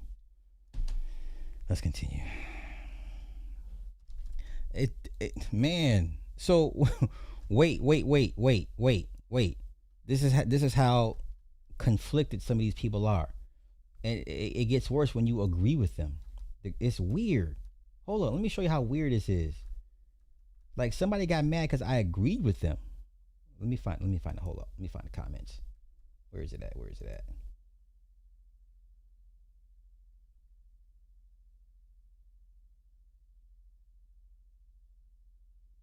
did they block me? I think they blocked me. They blocked me out the comment.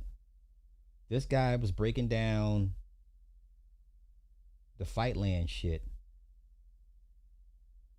And he said what I've been saying, that this is a poorly written, or not Fightland, but The Power.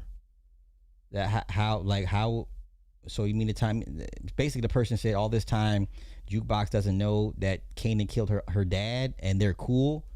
And I said black folk don't know what good writing is, and they got mad at me. I'm like, but you just said the same thing. Damn it, they kicked me out the damn thing, y'all.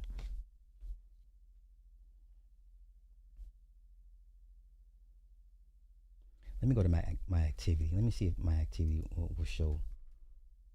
Hold on, your activity. Comments.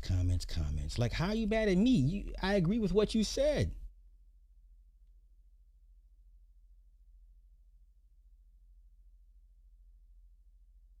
Okay, I think I found it. Oh yeah, they blocked me. Yeah, he blocked me. Okay, so this person, now pay attention. Everyone's talking about Marvin getting killed, right? So this person said, terrible writing. What sense does it make for Kanan to kill Marvin when Snaps and Pops are dead anyways? Even bigger question is, why would Jukebox help Kanan after the fire in OG Power when he killed her father? It doesn't make any sense, just a bunch of killing family members for no reason. It doesn't make it any better that we already know the end story. He got way less than he deserved when he finally dies.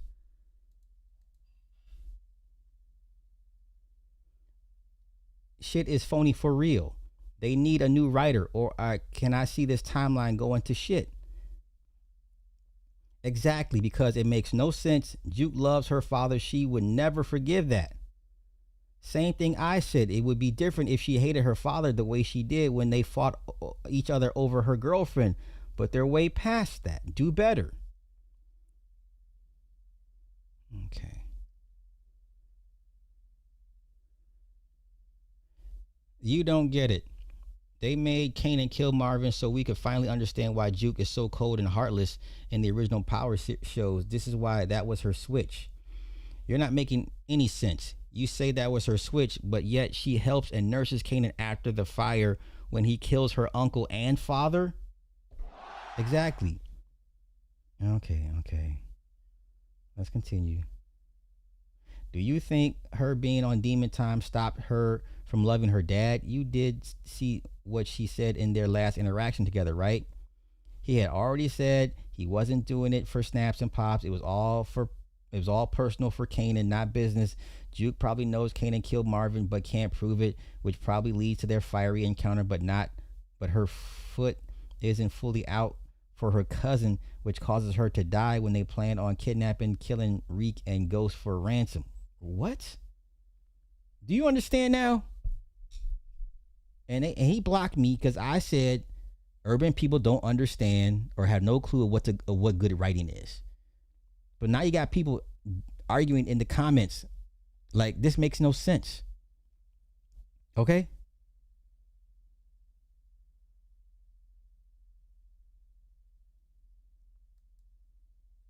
But I got blocked. But okay, it's cool. I understand what you're trying to say, but would you tolerate and nurse somebody that killed your uncle and father? Let's see. The audience knows this to be true. Us being the viewer weekly, Juke knows only one of those truths, being with Kanan killing Lou. She may not get to the other truth. We have one episode left to see what happens, and we still have origins. What's left for her is a valid assumption with no evidential proof. Did y'all forget how Kanan and Juba? Okay.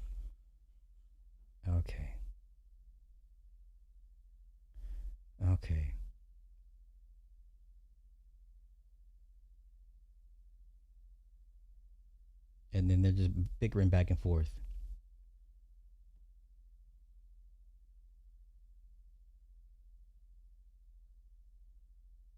Okay. But when I say you don't know what a good written, people get offended. Like, I'm not calling you stupid or slow. I'm just saying you just don't know what a good written show is. You just don't.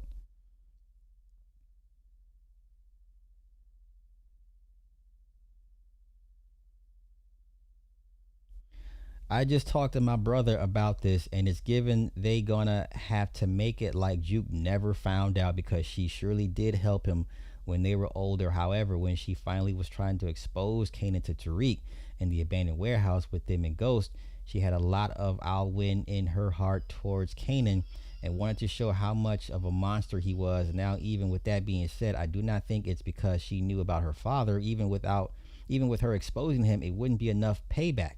But I'm pretty sure she was also turned cold enough to know Kanan was cold too. So I don't even know if she really F with him or just F with him for the business. But all in all, it's given she couldn't have ever found out about her father because we see how she is now about him while she's young and on demon time about family and friends.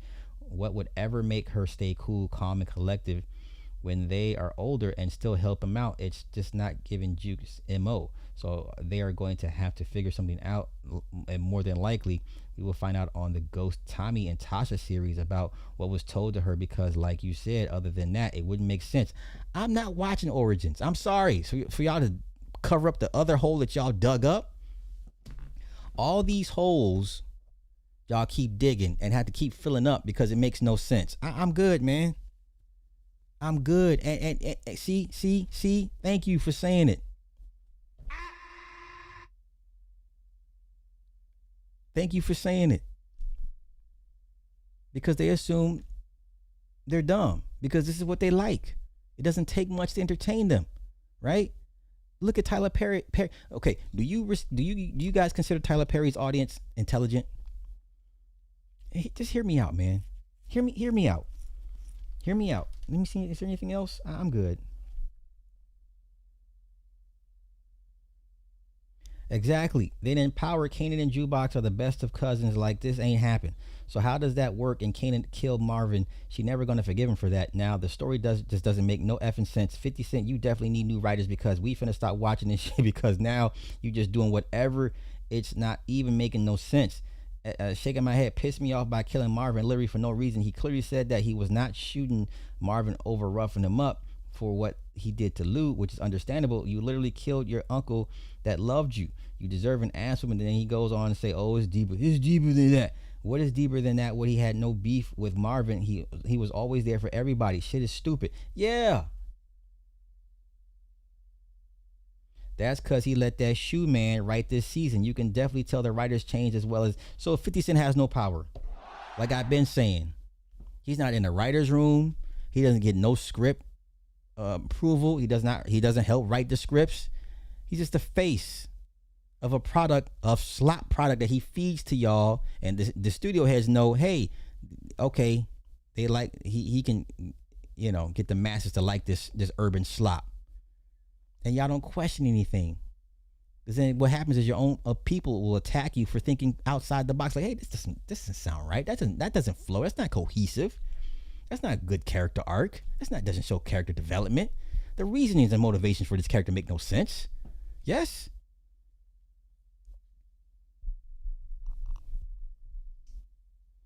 There you go. I like that too. People just want 50 to win at all costs. I agree. I agree.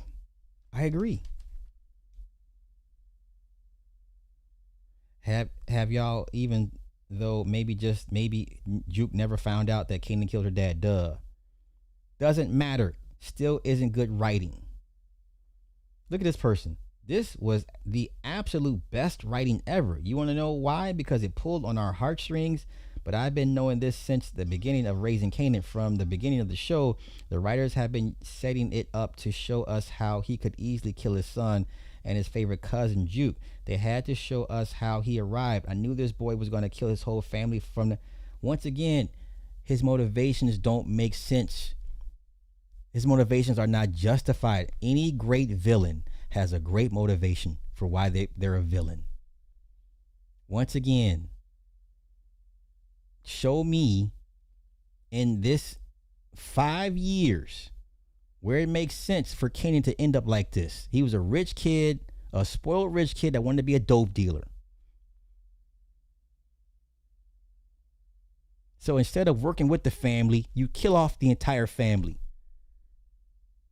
I've never heard of a dope dealer show, urban crime drama, where the son just kills the entire family and wants it all for himself. What?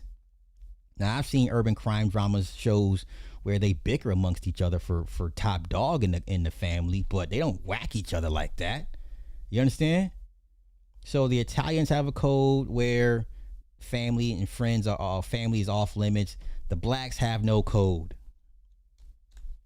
Okay. Gotcha. They will explain in Power Origins when I'm not watching that shit. I'm not. Will not. I'm good.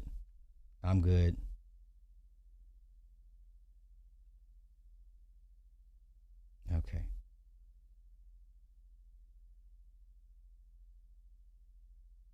You got that right. And that's why I think she doesn't find out. There is no way she's helping him in the future after taking out her pops. He's going to play sad and blame Breeze and the crew, or it's a dream that Marvin is having, which I doubt, but it's possible. I know the previews show him in his casket, but again, he could be dreaming. We shall all, oh my God. Okay.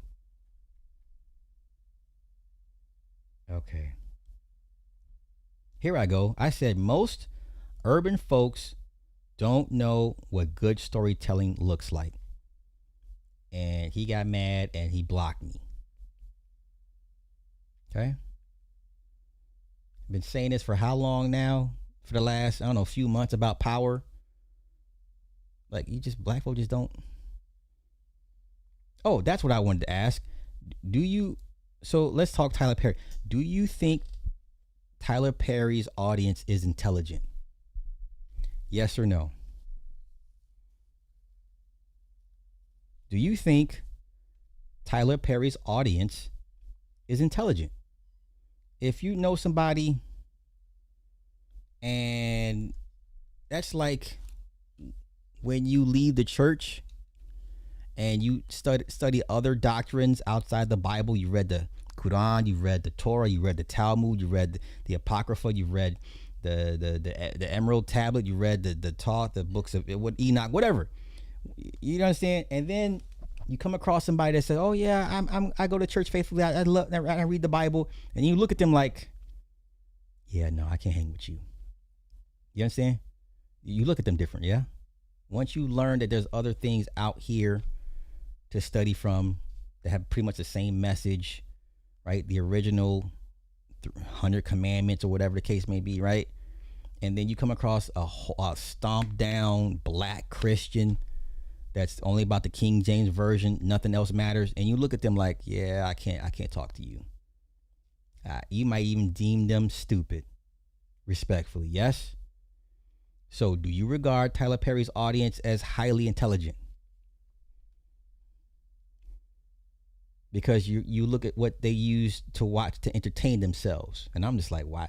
And you're like, why does that appeal to you? Or unless you're a low bass vibrational knuckle dragger that simply entertained by just monkey throwing stuff on the walls. Doesn't take much to entertain you. You're like a child. Doesn't take much to entertain you. Flashing lights and loud sounds, and you're hooked for 3 hours. Yes? Yes? Do you regard Tyler Perry audiences as intelligent? Okay.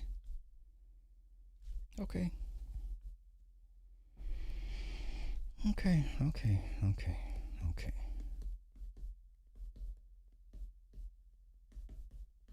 Okay. Okay.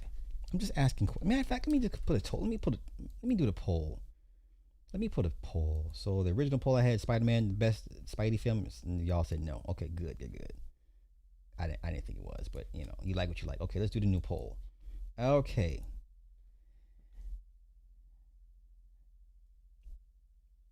Is Tyler Perry? Okay, no, let's do this. Would you consider Tyler Perry's audience intelligent? Now, listen, there's nothing wrong with turning your brain off for a few hours. Okay, let me preface that. There's nothing wrong with you turning your brain off for a few hours. It's like homegirl Sage, Sister Sage in The Boys. Smartest person in the world, and she would lobotomize herself so she can be dumb and not have to be the smartest person in the world. I get all that.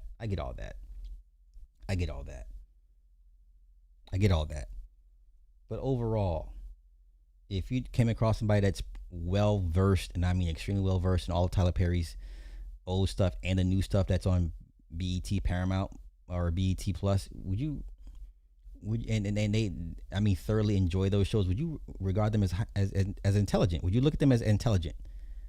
Do you think would they be somebody that you would really have a sit down conversation with about cinematography, pacing, storytelling, character development, like none of that shit? Would you consider them intelligent? Yes or no? Poll is up. Okay. What was my other topics? Let me see. All right.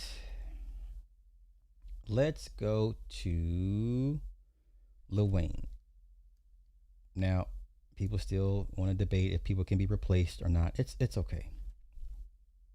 If you don't believe people are replaced, it's okay. I'm not going to debate you on it. Either you believe or you don't. Okay. All right. Now this is the new Wayne. I can still see tattoos. Wait. Now, to be fair, I still see tattoos, but this is old Wayne. Where's he at? Where's he at? Where's he? Oh, come on. It's bad lighting, but you can still see some tattoos there. Yeah, I still see tattoos. But most people are saying that's not Wayne.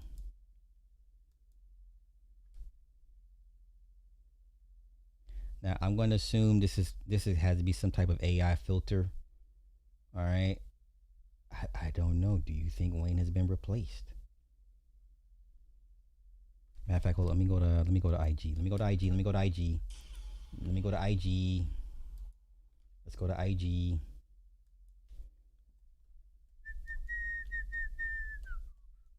Let's go to IG real quick. Okay.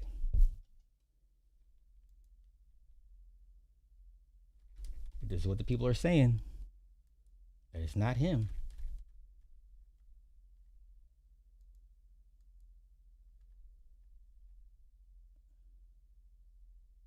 I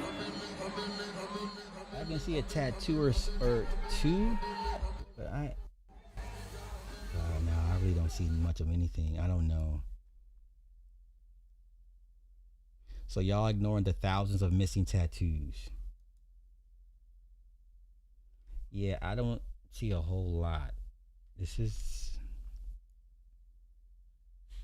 Oh, they're there. Okay. I see them.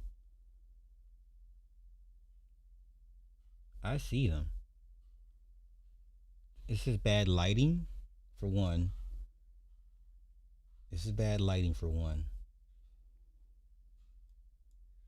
There's one point when it okay, let me show you. Let me stop it where you can see the tats at. Hold on, let me stop. You can see them. You see the chest piece. So let me find a picture to Lil Wayne tattoos. Hold up. Okay. So let's go here.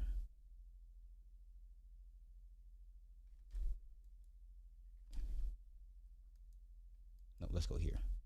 Nope, that's old. This is new. Okay, this is new Wayne. Okay. Oh, come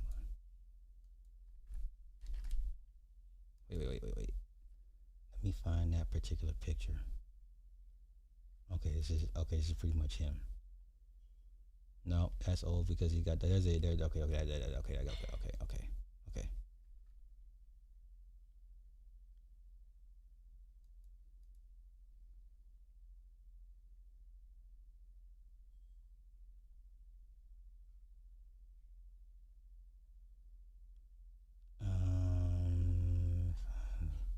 Hold up, we're gonna do a compare contrast. Wait, let me find a good picture of him. Because this is old. He's got way more. So this is him. Here we go. This is a good one. Okay. This is a good one. This should be a good one. All right. Okay. Now let me go to what I see. Let me XR that. Okay. Let me move this over. Let me slide this over. All right, here's what I'm seeing. Oh shit. Okay. You can see some tattoos, especially on the chest piece, the stomach here, right? Okay, so let me see what I see. Let me show you what I see. MOB. Okay, the chains are covering up this part, but you can see the red star, right? Okay, you can see the red stars. Oh, come on, don't do this. Hold on. It's gonna make me log in. Damn you, Pinterest.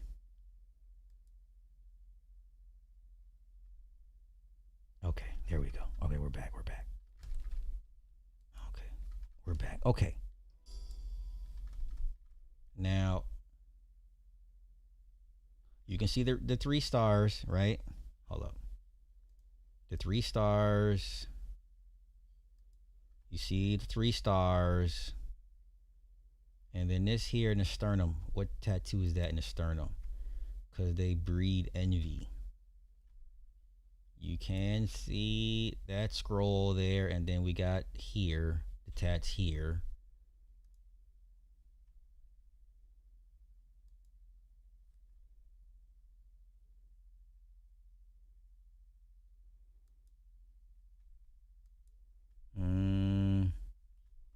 I don't know, y'all. I think it's just bad lighting, but you can clearly see his tattoos. I think people are thrown off by the muscle definition or the low body fat that he's exhibiting. But you can see that one side tattoo there, right here, right? Oh shit. Yeah, there's that side, the one on the side, and you see the one across. Yeah, I don't know, y'all. I don't know. But this is a very bad video because you don't see, few people not know how to do your camera settings in 4K. My God. But he's got extremely low body fat. He's extremely defined. And I think that's what's throwing a lot of people off. But for the most part, it looks like they're all there. It's just bad lighting. It's just very, very, very, very bad lighting. I just think it's the musculature is throwing everybody off.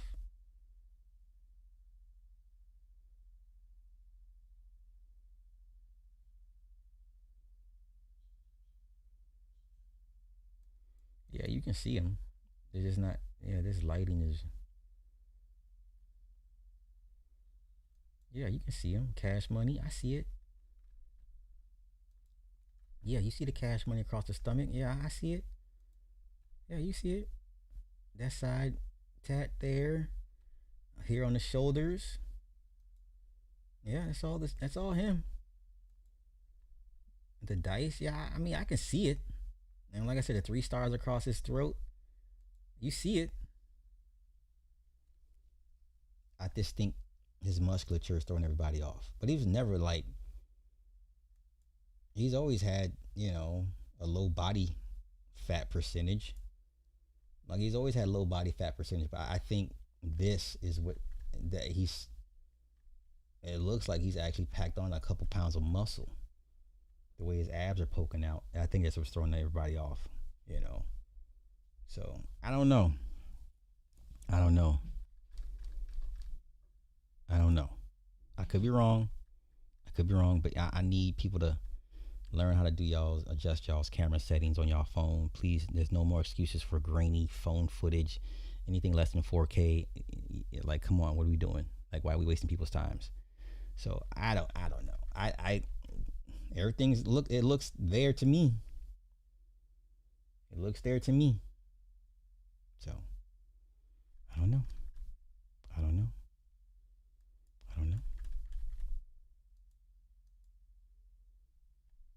I just don't know. Okay.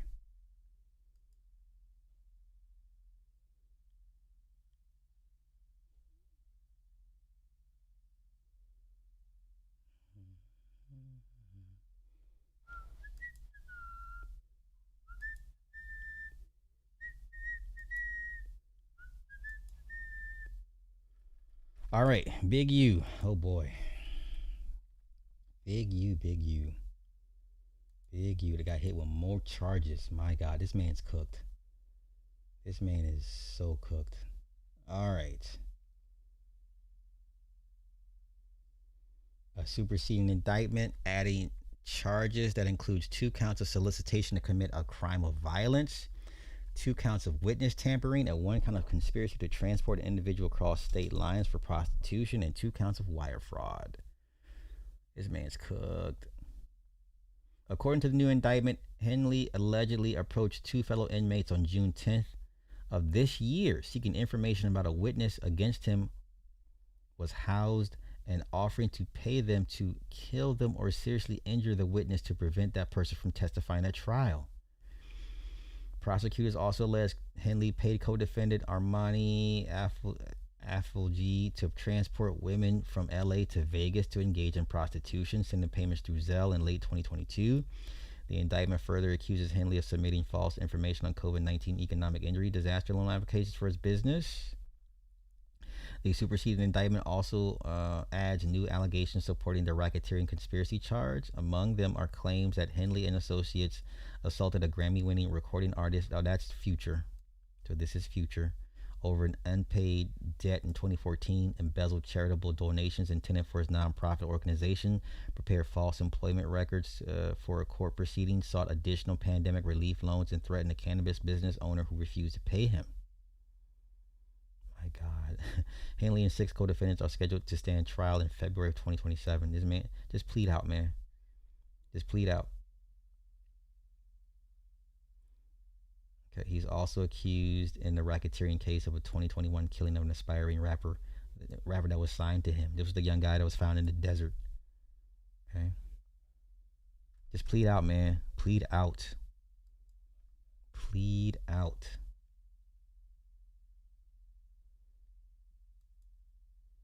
Big U wanted Adrian Broner beat up for not checking in with him after he took a total of $6.5 million from NBA All-Stars in a fixed dice game.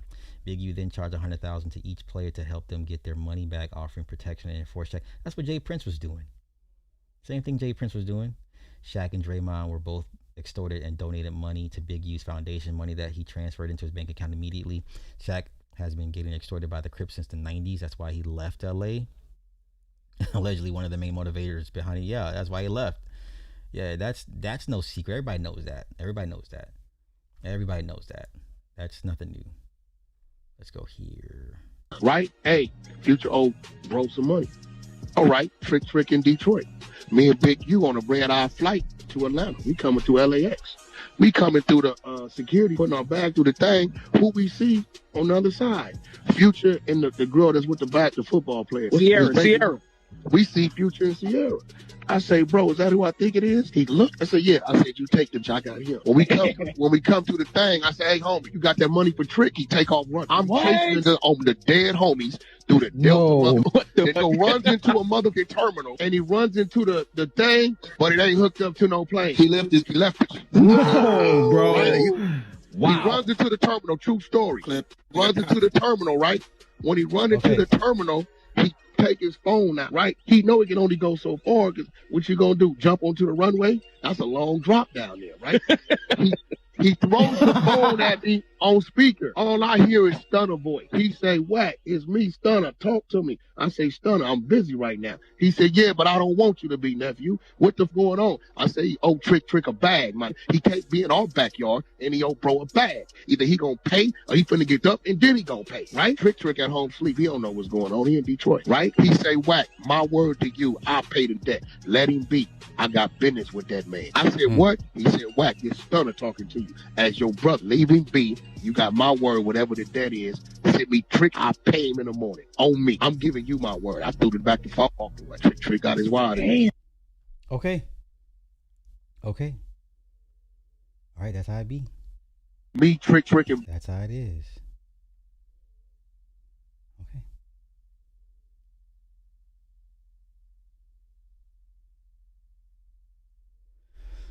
We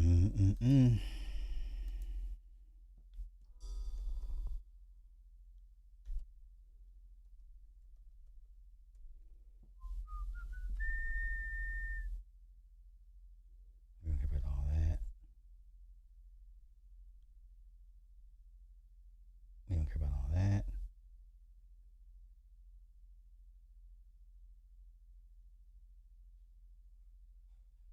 Okay, we know that.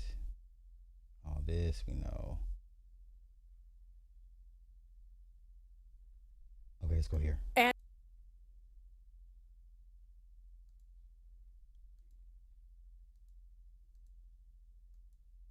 New at 4, the feds have brought new charges against a man known as Big U. He is accused of running a criminal enterprise in South LA while collecting millions of dollars in anti-gang money. Eugene Henley Jr. has been in federal custody for more than a year now, and prosecutors at this point say he tried to have a witness taken out.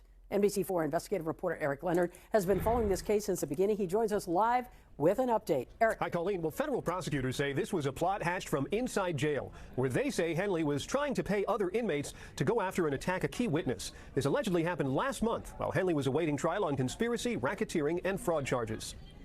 This is Eugene Henley Jr. in a sketch from one of his initial appearances in federal court after he was arrested last year. Part of the initial case accused him of diverting public and donor money from his gang intervention programs and enriching himself. The feds say while he carried himself as a reformed gang leader working to prevent violence, in reality, he was still a shot caller on the streets, running a large criminal organization. Mr. Henley operated Big U Enterprises, a mafia-like organization that utilized Mr. Henley's stature and long-standing association with the Crips criminal street gang and other gangs here in Los Angeles to intimidate businesses and individuals in our communities. Now 17 my bad. Initial case, he was still a This man's going to wait for life. This man's going to wait for life. Big U Enterprises, a mafia-like organization that utilized Mr. Henley's stature and long-standing association with the Crips criminal street gang and other gangs here in Los Angeles to intimidate businesses and individuals in our communities. Now, 17 months after that arrest, the feds have brought new charges, alleging that Henley hatched a plot from behind bars to take out a witness against him. A superseding indictment unsealed today says on June 10th, last month, Henley offered to pay 2 inmates to kill or harm victim 1 in order to prevent that person from testifying. There are other new charges that allege Henley was involved in moving women across state lines for prostitution in 2022 and 2023, and that he filed a fraudulent application for a COVID-19 disaster loan. Henley's organizations received millions of dollars in public money to run anti-gang programs in South Los Angeles, much of it funneled through the mayor's office and its gang reduction and youth development program. Henley's defense lawyer says his client maintains his innocence and plans to fight all of these charges in court. I'm investigative reporter Eric Leonard. Good Lord. Good Lord. Let's go here. Nigga said, what's the one bitch name? The singer bitch. His baby mama. Bro, you know Sierra name, bro. Stop playing. Niggas is crazy, bro. Like, bro. And then, it don't even sound realistic at all, though. Like, you telling me you ran down on Pluto and Sierra?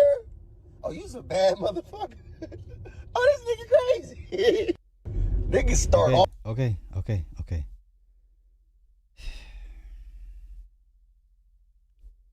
Yeah, it's ugly. It's ugly. But he's right where he needs to be, y'all. He's right where he needs to be. So let's see what academics has to say. To a local Los Angeles hospital, he's in stable condition. Greystone Manor was shut down because of the incident. The word on the street is Future Security.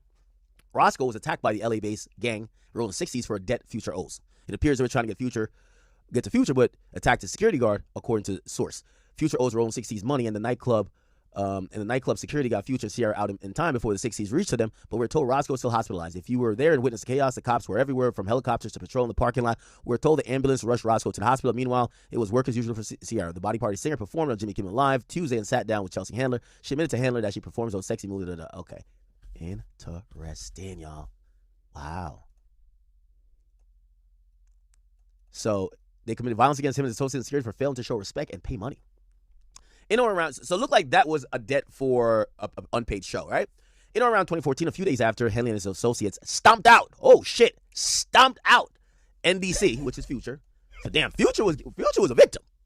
They were beating the brakes off of Future. It sounded like they were beating Future's ass. That Future might have wanted to go in the Future. Nigga, like, what the fuck? So I know it's 2014, but nobody has footage. Like, nobody has footage, huh? No grainy Nokia cell phone footage. No, okay. Stomped out Future. Okay. So defendant Henley and a co-conspirator chased Future. Oh, this is bad right here. This is bad. Defendant Henley and a co-conspirator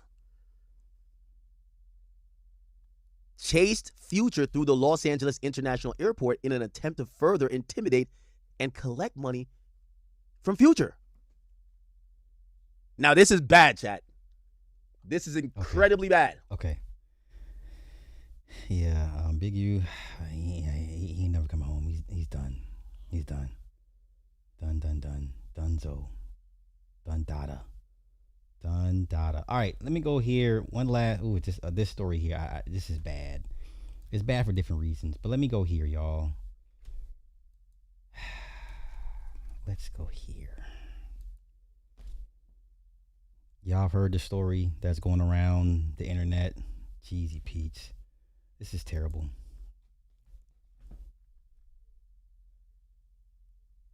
This is terrible. Okay, let's go here. Wait. It's going down in real time with Roland Martin. So my management team used to work with him. They was like, well, do you really need to tell him? I said, yeah, he needs to know that this is coming out. And they called him, and he didn't deny. We just got word back. He said that he's aware of it. The videos are somewhat old, and he's being extorted. Okay, girl. I'm waiting on his lawyer to call me because I want to know what we're going to discuss. Because we are going to discuss Roland Martin. If Roland Martin is smart, you just don't acknowledge this, man. Just say, hey, I'm being extorted. Nefarious people out here. And then that's it. Now, I'm no fan of Roland Martin. Some people will say, well, this is his comeuppance for how he's done black people over the decades. All that is good and true. It was good for the goose, good for I'm with you. If I'm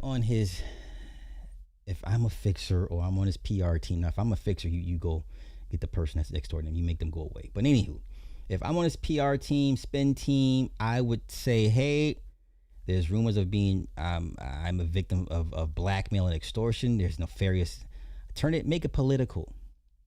Say, hey, these people align with this Republican or this Democratic or this political party is trying to put pressure on me and cause grief and havoc on my family during a time when, I was in a private recording, whatever the case may be. Say that, make it political, and blame it on a political party, spin it, and go after whoever leaks the video and sue the fuck out of anybody that releases any footage from that video. But I would not directly address this, especially with the very people you've been talking down on for a very, very long time. Roland Martin has talked bad about black folk for decades.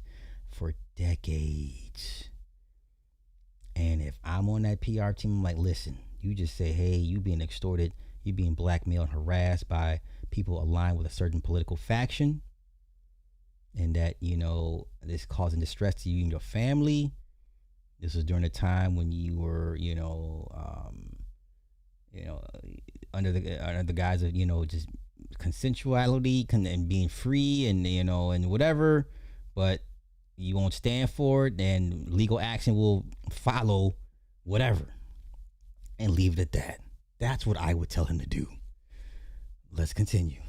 Martin on Monday at 3 p.m. Eastern Standard Time. Oh, we are discussing it all. The girl, the woman, the wife. A lot of y'all don't even know he married. If Roland want to come and answer. No, I would sue Tasha K into oblivion.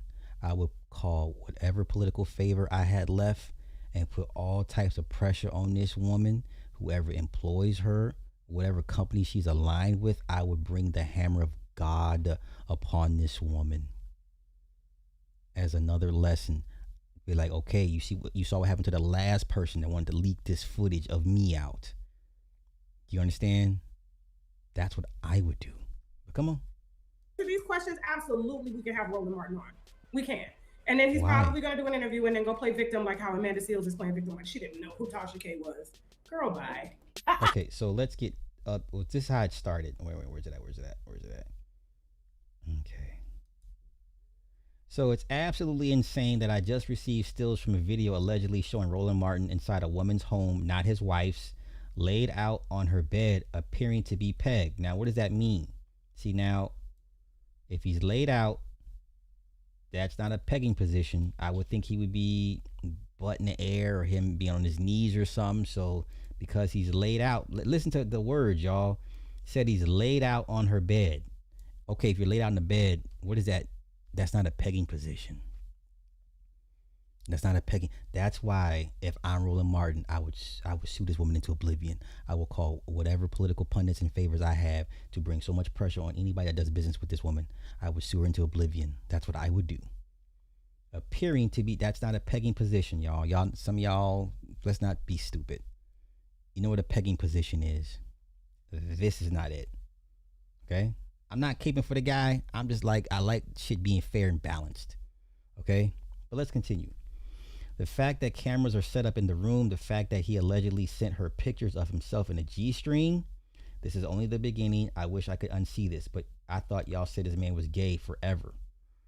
So him sending pictures of himself to a woman in a G-string, okay.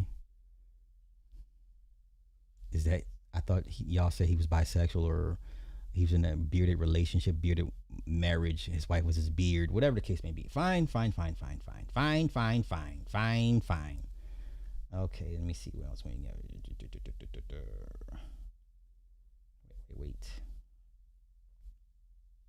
Okay, the AI pictures, y'all, they doing too much. Where's the rest of it at? Okay. So Roland Martin his team has confirmed to my team that the stills I received of him appearing naked in a woman's home that's not his wife are 100% authentic. Okay, so he says he is being extorted. He also proposed that he would be suing if we or any other blog disseminates these hilarious ass images of him appearing to be in a leopard print thong. Jeez. I'll be breaking. But don't Italian men be wearing thongs on the beach? And don't y'all black women be liking that shit? So that's what I'm saying, man. Call it down the middle, y'all. Okay. Yeah, call it down the middle if you're going to do all that. Because I done seen too many white dudes on the beach. They be in their little thongs. And come on, let's not act like white dudes don't be wearing thongs and shit. Come on, stop. All right, anything else?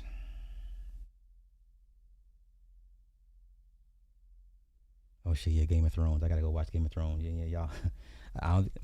Y'all not gonna get 4 hours out of me. Okay. Once again, this is dangerous, man. This is dangerous. Laying out on somebody's bed does not mean you're appearing to be pegged. That's a specific position that this does not indicate. This is disgusting. Like, this is bad. This is some type of shit I would have to come see you. Like, laid out on the bed is not a pegging position, y'all. Let's put on our thinking caps. But once again, Roland Martin deserves everything that's coming to him. I'm just telling you how I would advise him to move if I'm on his team. If I'm, this is my opinion. So, okay. All right. Okay. Like when y'all went to go see Chippendales dancers, they were wearing G strings and thongs. Let's not all of a sudden forget what a G string and a thong is, people. All right, those dancers y'all go see be wearing them shits. Stop playing. Stop this nonsense. Okay. That's that. Okay, what else? What else did I say I was going to talk about? Big U, Spider-Man, Wayne. Oh, that's pretty much it, really. Yeah, do I got the 4 hours? Do I have 4 hours in me right now? Do I have 4 hours in me right now? Okay, let's go here. Wait. Let's go here. White man. Wait, what did I tell you about these white folk losing their minds about how they're being done by their government? Let's go. Pay attention. And I've been doxxed. You've been doxxed? What? Tell me.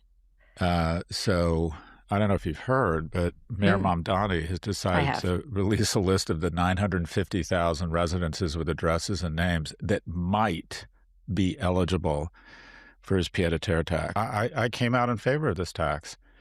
This is the definition. He's taken a legitimate source of tax revenue and he's turning it into a wanted poster. And the question I would have is, other than trying to identify and imply these people have done something wrong, and then 18 months after a healthcare CEO was executed in the street and then published the list, what is the upside here? Why is he doing this? And I've been doxxed. Sir, he was for this, and it backfired on him, and now he's purporting to be a victim. Hey, man. Once again, white folk getting a hell of a wake-up call. A hellified wake-up call. Let's go here. The business of Yeezy. I want to go over this. This is a pretty good breakdown. All right, let me see what this is first. Let's go here. China versus LV. I still want this ridiculously expensive Louis bag. Where is it at? Okay, listen. I still want this dumbass bag, this Louis Vuitton bag, okay? This bag cost $4,800. I want this bag. Help me get this bag. Okay? I think I deserve it. I think I've earned it. So anybody that has $4,800 just laying around want to send to me so I can get this bag, I will be indebted to you like no other. Okay. You can DM me with all your stupid videos and all the little slops you like to watch. Be like, Sly, look what I'm watching. Sure, hey, yeah, you can do that. I'll allow you to send me stupid DMs from IG and Twitter of all the dumb shit that you watch. If you would be so kind to send me $4,800 so I can purchase this bag. Okay, please and thank you. All right, please and thank you. So where are we at? So let's get to it. Let's go here. Let's go here. LV took Chinese tea chain Molly Tea to court, claiming its 4-petal logo copied LV's iconic monogram, a pattern the French house has used since 1896. But here's the twist. Critics say that flower isn't originally French at all, but that it resembles Baoxianghua, a Chinese decorative motif dating back to the Tang dynasty over 1,000 years ago. It's not a real flower, but an idealized design blending the lotus, peony, and chrysanthemum, originally tied to Buddhist art and once used to decorate temples, silk robes, and imperial porcelain. Molly Tea's founders say their logo drew directly from this heritage. Still, in July, a Suzhou court sided with LV, ruling that Molly Tea's logo was too close to LV's registered trademark. Molly Tea was ordered to pay 10.3 million yuan, about $1.5 million US, apologize publicly, and change its logo. The ruling sparked outrage on Chinese social media, drawing more than 400 million views on Weibo. Now, boycott calls against Louis Vuitton are spreading, as many accuse the brand of trying to monopolize a pattern that's belonged to Chinese culture for centuries, and using the courts to claim ownership over something that predates it entirely. Why are Chinese consumers boycotting? A lot of shit's going down. Neri, thank you for the 2. I appreciate you for Sly's Louis bag. Keep the ball in rolling. Hey, please, yes, thank you. Yes, you got me income. This nigga said, I got you income tax season. Bruh.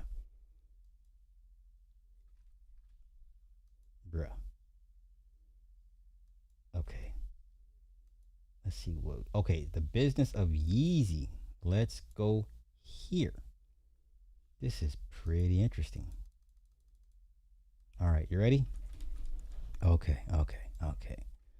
Ye runs Yeezy like a trademark and intellectual property empire. Pay attention. This is very, very informative. All right. The Yeezy empire is built on paperwork, product, music, and aura. Okay. So let's go here. Ye's empire is incorporated, filed, and renewed like any other capitalist infrastructure. Oxpaha Incorporated, a California corporation registered on Melrose Avenue, holds the Kanye West mark. Filed in 2004, registered in 2009, first used in commerce that same year alongside Yeezy. Filed in 2013 and registered in 2017. Both have been renewed as of recently as April of 26, kept active, and defended the way any Fortune 500 protects its intellectual property. A second holding company, Mascot Holdings, operates as a separate legal vehicle entirely housing Ye and covering novelty pens and buttons. And Northwest, newer still, covering toys and dolls. This is so smart. Both moving through examination with counsel, actively filing extensions and paperwork on their behalf. This is the corporate and legal machinery underneath the spectacle. Shell companies, register agents, renewal deadlines, class codes, and nod to capitalism and mastery of its instruments. The artist as his own holding structure, the name itself converted into a managed defensible asset class.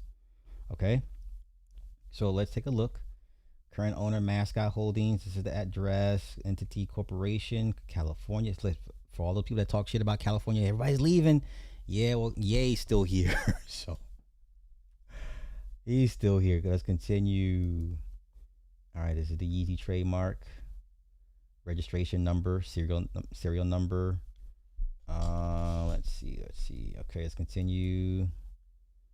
All right, Oxpaha details of the 391 owned trademarks. Musical recordings, musical video recordings, downloadable. That's the serial number, Oxpaha. Okay. This is it here. Okay. All right. Okay.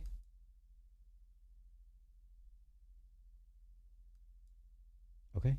This is why I think Kanye will outlast Jay-Z when it comes down to it. I think Kanye will outlast Jay-Z. He'll be one of the last men standing. He's already been through, the fires he's been through. My goodness.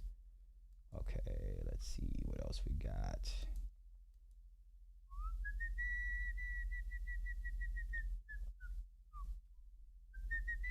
I don't care about that.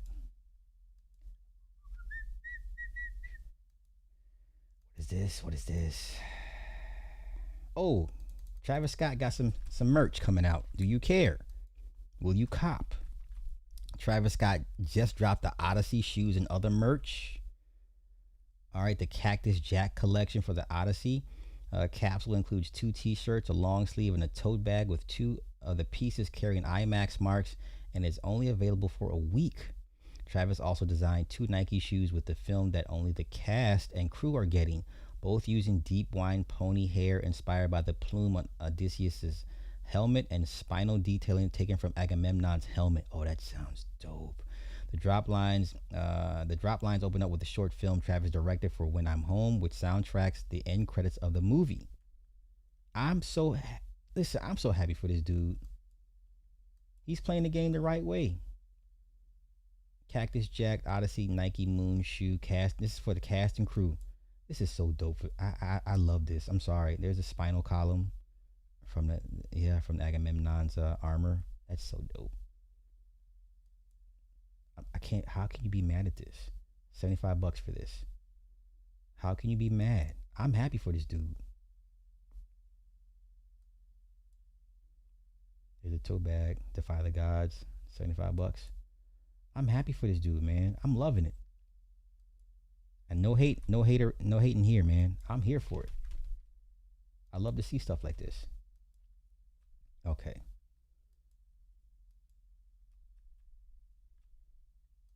Let's see. All right. So the question is Pharrell versus Chad. Who really made the better beats? I don't know. But once again, Pharrell's made some of the best comeback beats for some of these artists in a very, very long time. Let's go here. So this is some of the stuff he's been producing. Okay, let's go. Take a listen. All right. Okay. Turn LV headquarters into a recording studio where he created hits for Lil Baby, T.I., and more. Let's take a listen.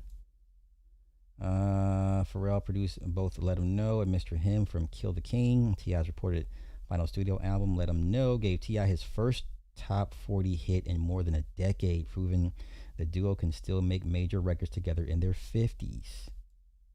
Oh yeah, that's what I know.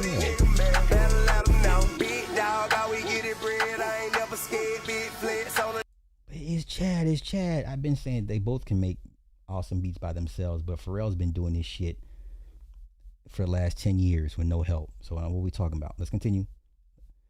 Lil Baby's first solo single of 2026, Dead Fresh, was also produced by Pharrell and premiered during his Louis Vuitton Spring/Summer 27 show in Paris. The song quickly became one of the summer's biggest rap singles and debuted at number 18 on Billboard Hot 100. It's crazy. Old school Countach's. Let's go. Future reunited with Pharrell on Radio Friendly Alice, one of the standout cuts from The Real Me more than a decade after first working together. They still sound unlike anything else in Future's catalog. Let's take a listen.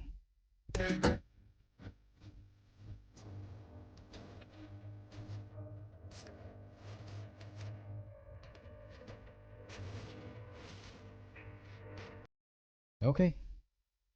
Quavo's new single "Haven't" introduced his forthcoming album, executive produced by Pharrell, premiered during Pharrell's Louis Vuitton Spring Summer 27 show in Paris. The track marked the beginning of one of his most ambitious projects of the year. Just saying, Pharrell could have easily settled into legacy status by now, but he has chosen a different path. Instead of living off past classics, he continues producing music for some of rap's biggest stars and proves his influence never stops shaping the genre. Okay?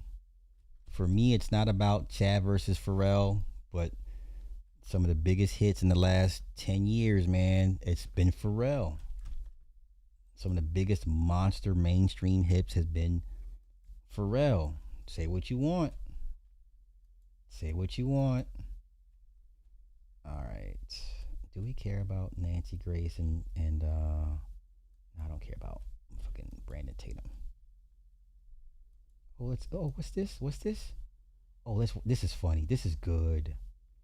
Okay, let's go here. Once again, anti-marriage guys, you can leave. This is your cue to leave. You can leave here. You can leave now. Let's go here. Pop Smoke. Oh, you a big motherfucker. You a big. What you weigh? What you bench? 405. How tall are you? 6. Come in. Come on stage. Come in.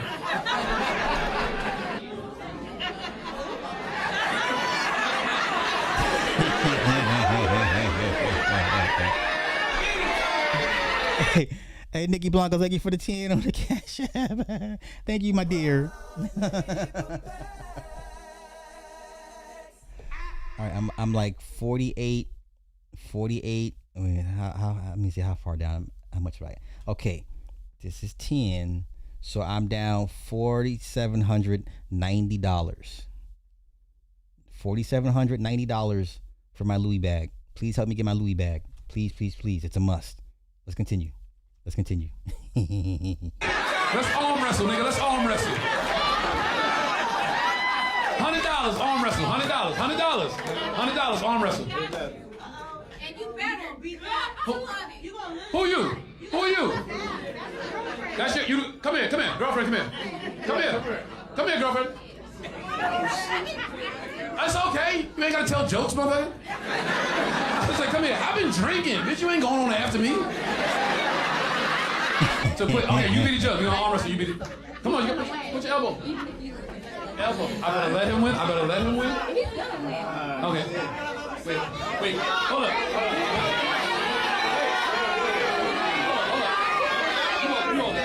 We're gonna do this because What happened? I'll never let you go again.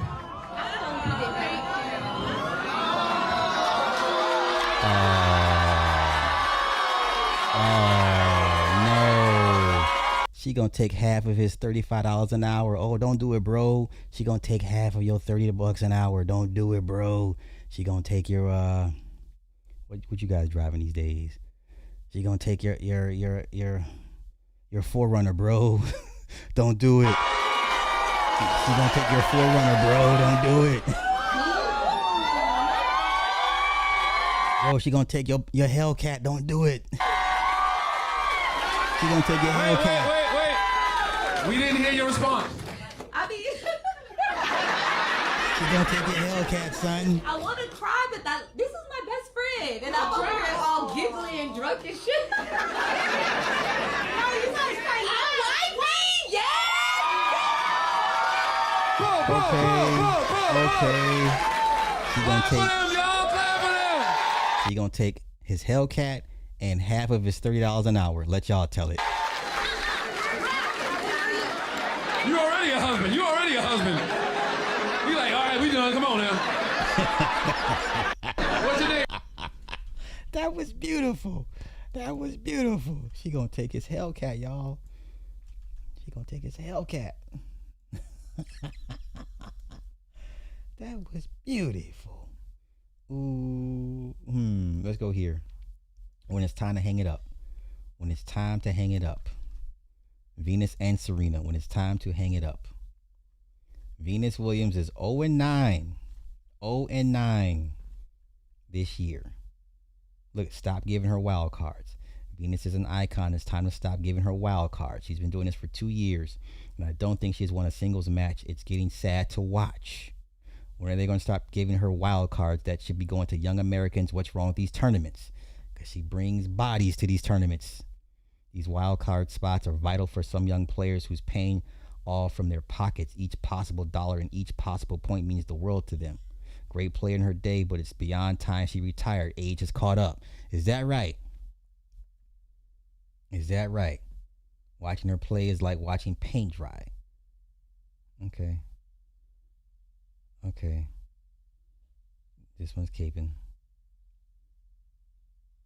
Okay, this one's caping. Let's see. Stop the wild cards. Make her qualify. Someone ranked 600 should not be in these tournaments. She still won 6 games against a much younger professional at the prime of her career. Losing 6-3, 6-3 is respectable at any age, but the fact that she won those games means she can still play at a You're an idiot. You're an idiot. Okay. Okay. Yeah, she's 0-9. Okay.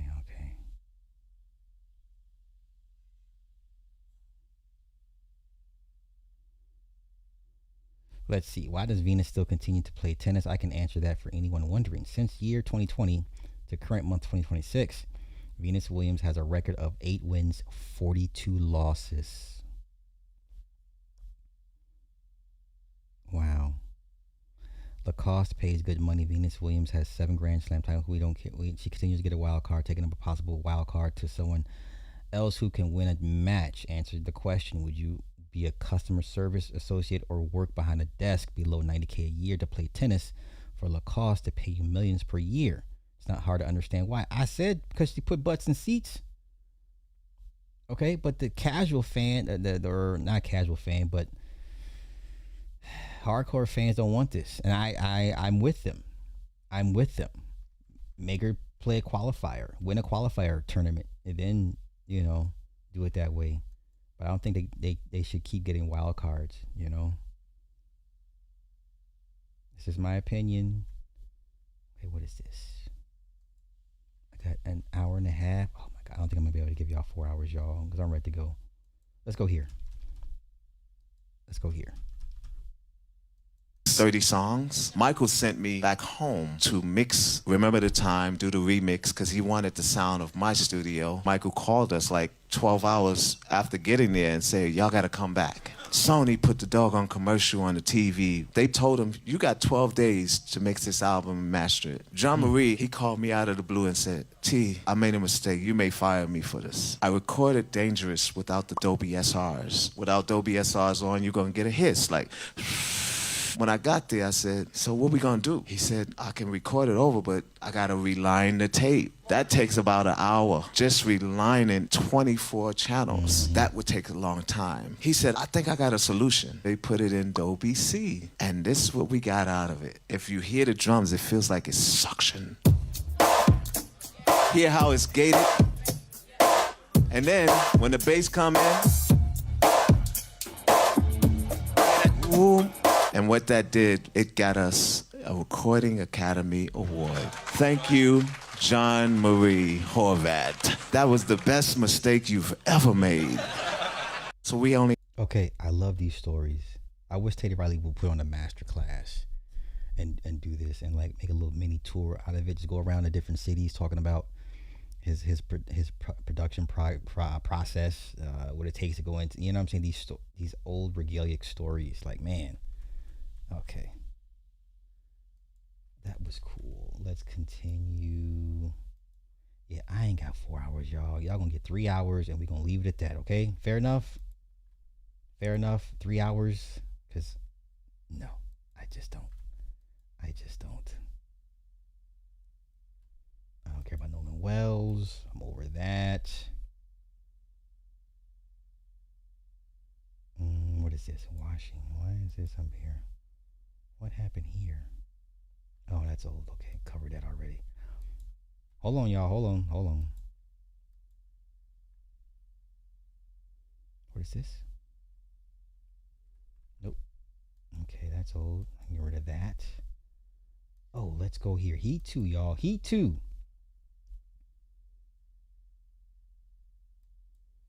How did we get Heat 2? I'm so excited for this. Executives getting cold feet to wind up at Amazon MGM Studios. I've got the full story. I'm Drew Taylor, senior writer for The Wrap, and today we published a giant story on the making of Heat 2 and how it ended up at Amazon MGM Studios. The project started a few years ago as an adaptation of a best-selling novel co-written by original Heat filmmaker Michael Mann. It was first set up at Warner Brothers with Pam Abdi and Mike DeLuca, and then they basically reached a loggerhead over the proposed budget for the film. Yeah, Michael Mann wanted too much money, and they were like, we can't give you that type of money. At which point it left and went to Paramount and Sony. But how did Paramount and Sony not seal the deal on this hugely anticipated sequel, which now has Leonardo DiCaprio and Christian Bale signed up to star? That's what the article is all about, and we get into all the nitty-gritty. So you want to read the whole thing? Okay. It's a crazy story. It's a crazy story.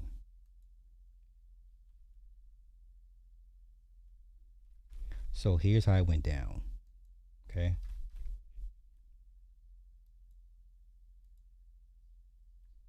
So basically, March of 25, Warner Brothers offered $125 million to make the film. Budget talks stalled over the scope of Michael Mann's vision, and then it went to Sony Paramount to strike a deal to co-finance and co-distribute with a $160 million budget. And then in September, Paramount grows concerned about the level of control. The studio exits the project. October 25, Sony remains committed but needs another partner. With time running out, they keep shopping the project. October, Amazon enters the chat. Amazon MGM Studio sees the long-term value and steps in with a green light. And now we have a Amazon MGM Studios. We got Heat 2 coming. Okay. Do I want to go into a deep dive? I kind of want to go over it. But some of y'all gonna be like, come on, slide us down. I'm like, I get it. I get it. I'm not gonna bombard you guys with this. Okay.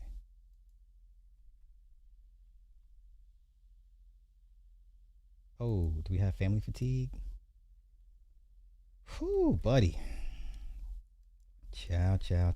Y'all ready? Did y'all hear this story?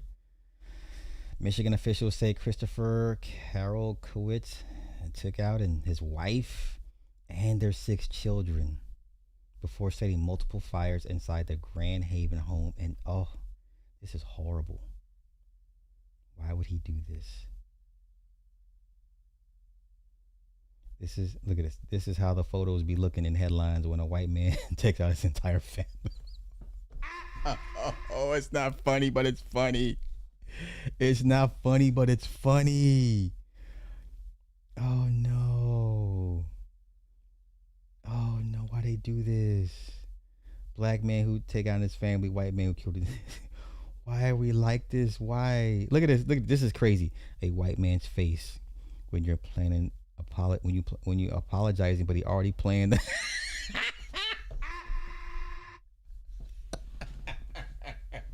Why are we like this? Why? Why,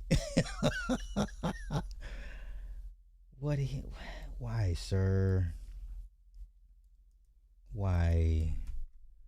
Well, let's go down this rabbit hole. This is not part of the. I wasn't planning on covering these type of topics when it comes to my movie stuff, but why did he do it? Do we have a motive? A shocking murder-suicide has left a family of 8 dead. Michigan father Christopher Kirolkiewicz's employment ended shortly before he is suspected of killing his wife and 6 children. Oh, and this is the type of pressure that women will never understand. Like I said, society will always take care of women and children. A man's whole identity is tied to what he can do, right? As far as work And once that's been removed, he has nothing to identify himself with. I'm not saying what he did was right.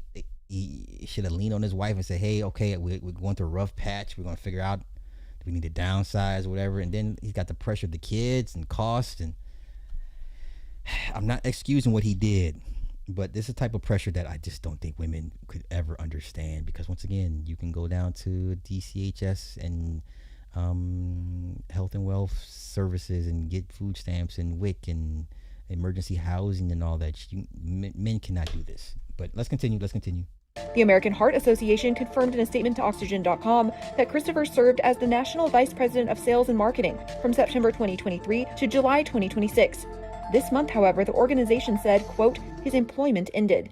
The 47-year-old is suspected of fatally shooting his wife Amanda, also known as Mandy, and the couple's 6 children, ranging in age from 5 to 15, in their Grand Haven Township home, before setting the home on fire and turning the gun on himself, according to a July 27th press conference from the Ottawa County Sheriff's Office. A medical examiner determined that all 8 had been killed from gunshot wounds. The manner of death for Mandy and the children, including 4 biological sons and 2 adopted daughters, was ruled a homicide, while Christopher's death was ruled a suicide. Family's pets, including several dogs and at least 1 cat, also died due to the fire or smoke inhalation. Jeez. 2 years prior to her death, Mandy allegedly discussed problems in her marriage, including her husband's infidelity, in a series of posts on Reddit linked to an account independently verified by the Holland Sentinel to belong to her.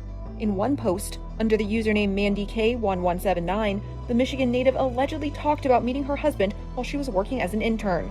She wrote, per the news outlet, quote, he was divorced and older than me. Fast forward 10 years and 5 kids, he was cheating with the intern again, the same age I was when I was the intern. Mandy said that she decided to stay in the marriage for the sake of her children. She added that the couple relied on marriage counseling to help them work through the rough spot. Jeez. Hey, man, I'm not making excuses. I don't. You know, kids used to be off limits, but they're not anymore. No, I said, no, I'm giving 3 hours. I'm not doing another 90. I'm not doing 90 minutes.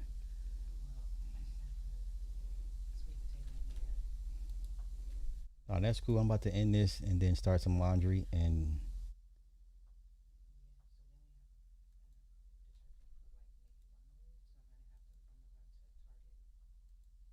All right. Okay. Oh, let's go here. This is interesting. I like this discussion. Okay. Does CeeLo Green owe Goody Mob anything? Now, I remember early on Goody Mob, Dungeon. I remember Goody Mob when they first were introduced. CeeLo Green stood out as the weird one. I honestly thought he was gay. But he was very eclectic. He was next level. You can tell the rap stuff was like kind of dumbing himself down. I always felt like the rap stuff, he was dumbing it down, because when he came out with the Gnarls Barkley, I was like, oh, this is him. He's always been this. So let's go here. Let's take a listen. Got this latest situation with Goody Mob and CeeLo, as you know, people trying to figure out this latest situation with Goody Mob and CeeLo, as you know, they just recently joined us here on the morning show this week. We're gonna start with CeeLo. He came to the show. Well, it's really something logistical. It's not personal. It's quite professional. My decision on it, because put it like this: there's 2 things that happen. If you put out a project, you invest yourself emotionally, artistically, you know what I mean? Like, you want to see it through. So do y'all remember the hits this man had? We're going to go over it, his catalog. He owes Goody Mob nothing. Just a nod of respect, but like, okay, this is where I came from, but I'm so much more than this. His music clearly reflects. I mean, this man, wow. Let's continue. If something doesn't reach a point of satisfactory, you're either going to have to work hard to push it there to get to that point. And then on the flip of that, if something is overwhelmingly successful, then you got to work 3 times as hard to supply the demand. Yeah. So each project has to run its cycle. You know what I mean? We're in Atlanta, we're home, so we're going to talk about the other things that I'm affiliated with and that I extend from. So, of course, Dungeon Family, Goody, all of those things with the utmost respect and reverence. And so I never disrespect, you know what I mean, like our family, you know what I mean, and the legacy that and the monuments that we built here. Okay, I do remember when they were beefing, the whole One Monkey Don't Stop No Show. That was a diss about him. It got ugly. You can say CeeLo's ego got the best of him at the time, but come on, man. Like, look what the music he was putting out. And the reach and effect that it had. Listen, that Crazy record was out of here. Out of here. Beyond Rap, out of here. He was out of here.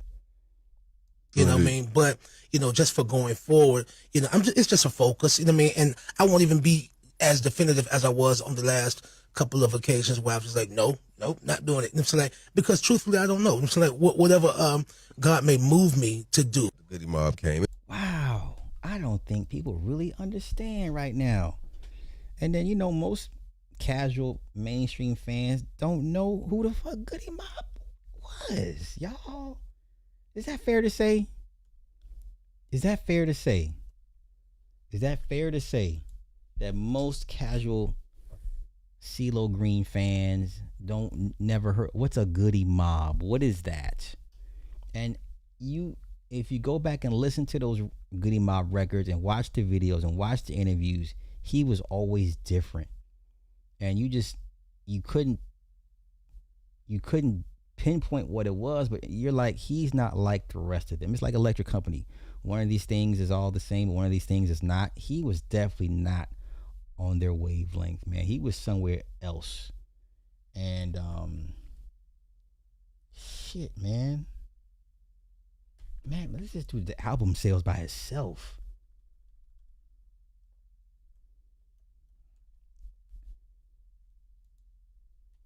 Yeah, what's a Goody Mob? What is a Goody Mob?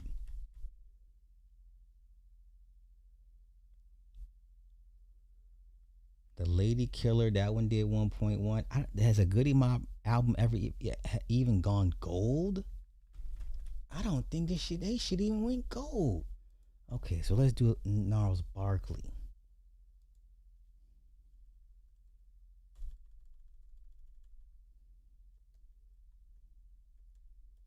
But I remember they were beefing, man. And that whole, no monkey, One Monkey Don't Stop No Show. I was like, ooh, okay. I was like, okay. Look at, they were out of here, man. That scene Elsewhere out of here. Out of here. Out of here, man.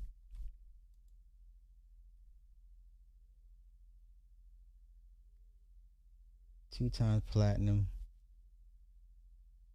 Worldwide 5.8 million copies. They were out of here.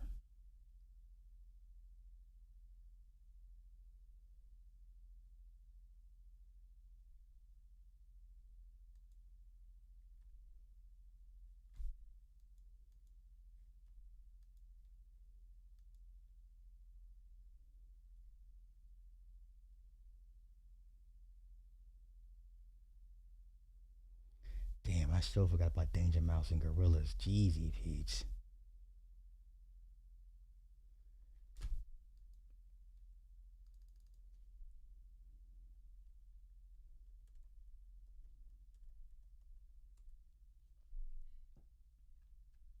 No.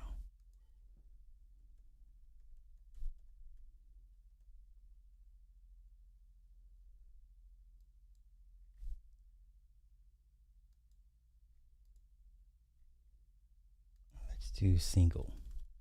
What did I think do single wise?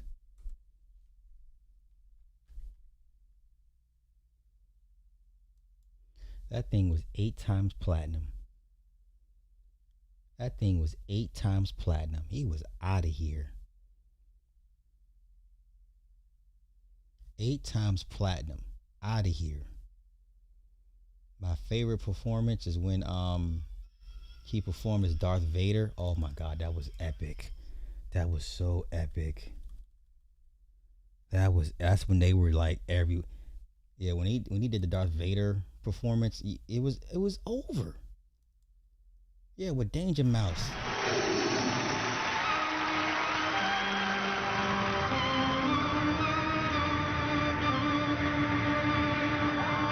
Bro, out of here.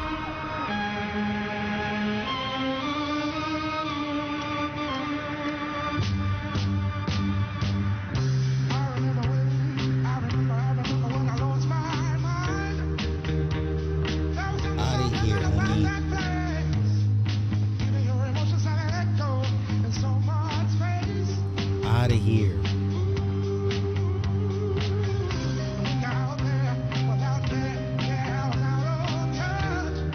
Classic performance, man. That was a classic. Out of here, buddy.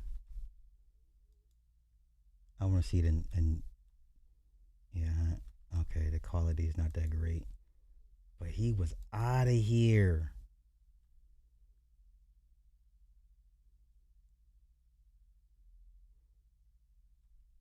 And then the Grammys, I remember that performance. Homie was out of here. Who do you think you are? Ha ha, bless your soul. He was gone. You really think you're in control? Well, I think you're crazy. I think you're crazy.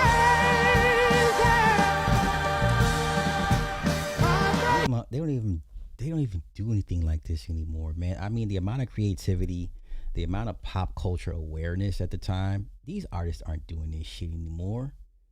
Could you imagine if Beyonce did a Barbie theme? You know what I'm saying? Like, no pop culture awareness. None. Like, you're not trying to push the envelope, be different. Like, I don't know, man. Like, this amount of creativity in the mid 2000s, you're not gonna see this shit come back ever again. These people are too far gone, man. Wow. I forgot how good this was.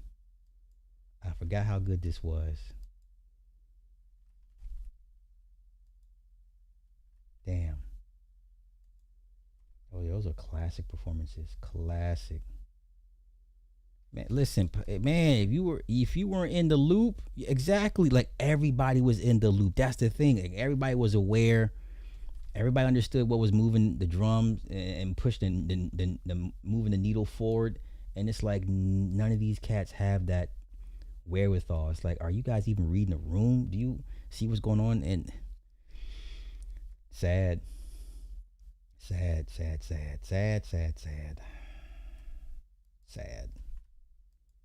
Now I gotta go back and rewatch those performances to kind of recapture the feeling of when I first watched that stuff. Let's go here. Hey, listen. It's y'all when y'all trolling me, huh? Well, keep scrolling if y'all don't like the way I look. The fuck? Y'all really be mad because I ain't got no teeth. Y'all really be mad. Y'all mad as shit. Why? Why y'all mad? Help me understand why y'all so mad that I'm missing all my teeth. I don't like the way I... What is... And she pregnant? Are you surprised? Oh, that's her guy? Is this her guy?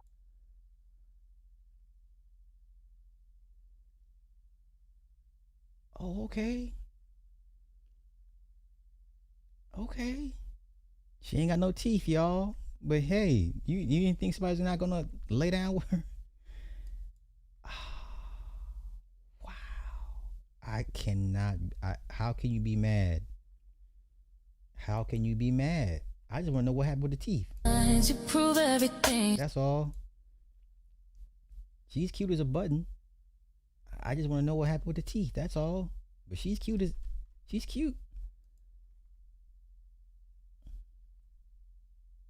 I just want to know what happened with the teeth, y'all. That's all a brother want to know. That's all I want to know is what happened with the teeth. Hopefully we can find a backstory. What happened with the teeth? Let's go. Let's go look and see if we can find what happened with her teeth, y'all. I'm just here to ask questions. Is what y'all up to? If y'all have any questions, I have answers. Don't be shy, because I'm not shy. Just come correct. And don't be coming asking me some unnecessary questions, okay? Now drop them comments. What? Sis, we need to know. Oh, okay, addiction? Is that what happened? Oh, wow. Let's see. Okay. So she went through some things. Okay. She went through some things. Wow, wow. Okay, I knew there had to be a backstory there somewhere. Okay, good for her. Good for her. Why would anybody make a video disparaging this woman? I don't know, but there's a lot of guys that have a lot of pent up hate for women just generally being happy with their flaws and everything, and then they get even more upset when guys, be with these women, marry these women, have children with these women, families with these women. Like I don't get it. Like, what's the problem? Let's go here. Okay.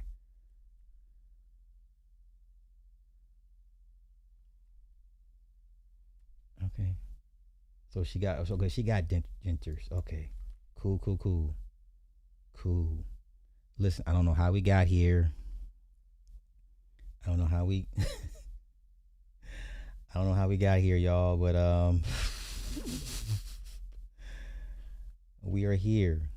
She said, "Gum morning. I'm done. What is this?" Leave this shit. But I literally woke up with a tooth growing there. Look. Sorry. Y'all won't believe. Why did she lose her teeth in the first place? She has medical conditions. Oh. She developed a heart condition from being on drugs. She's spoken about it before, but not much. Oh.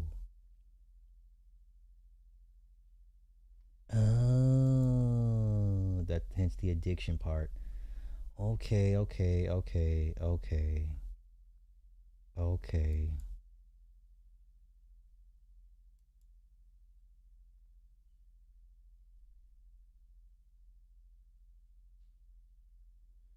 Yeah, you didn't think somebody wasn't not gonna mess with her? Like, did motherfuckers think that somebody was not gonna want to lay down with this woman? Okay. Oh wow. Oh, she Philly. Okay, here we go. I was in Kensington homeless and addicted to drugs for 3 years, so I do have personal experience. I've been introverted, also isolated with my story and thoughts. Sharing my story is a purpose for me and others to take heed. They say an addict will always be an addict, but is that true? No, I believe we all just have to sacrifice till we want the help. God and my mother was my hero. This is my story about when I started running away from problems, and when I started hanging in Kensington and Philadelphia. Oof, shit. Wow. Okay, she's a survivor. She's a survivor. I'll give her that. She's a survivor. Much respect. Much respect to that. Okay, I've been on for 3 hours. That's all I got, y'all. I can't give y'all 4. It sounded good at first, but I'm like, no, I don't have it in me.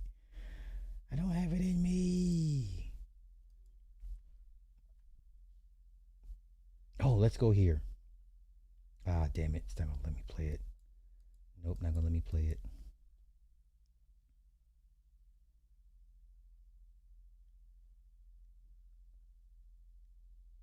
Damn it.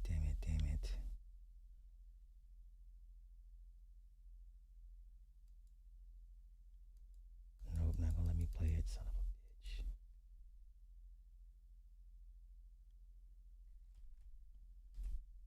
Okay, let's go here. All right, the gold statue in the TSG Entertainment intro is Odysseus shooting an arrow through 12 acts. You've seen this intro before. Hold up, I'll show you what we're talking about. TSG logo. You've seen this logo before. You ready? This is Odysseus. He shoots the arrow through the 12 axes. Did y'all catch that? Anybody catch that? You've seen his logo before.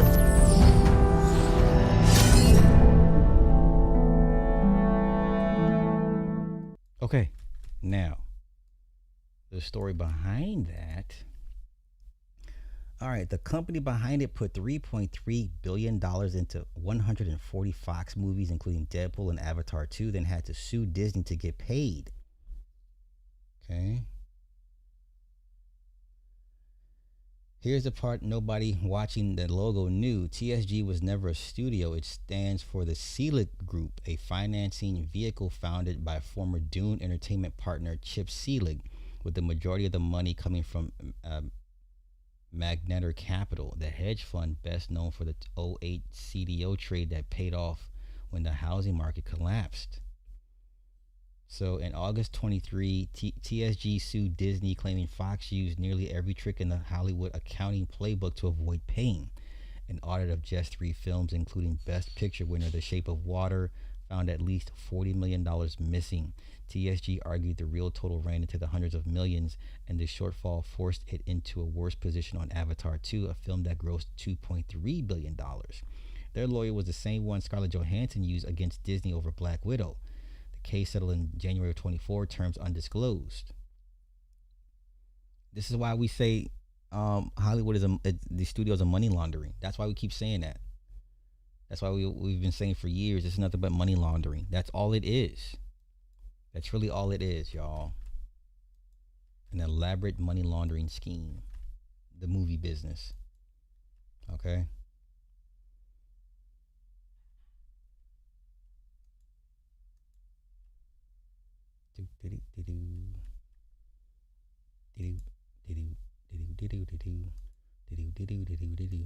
All right, I'm out of here. I saw I got 3 hours, y'all. I was tired and I still got to go to the gym.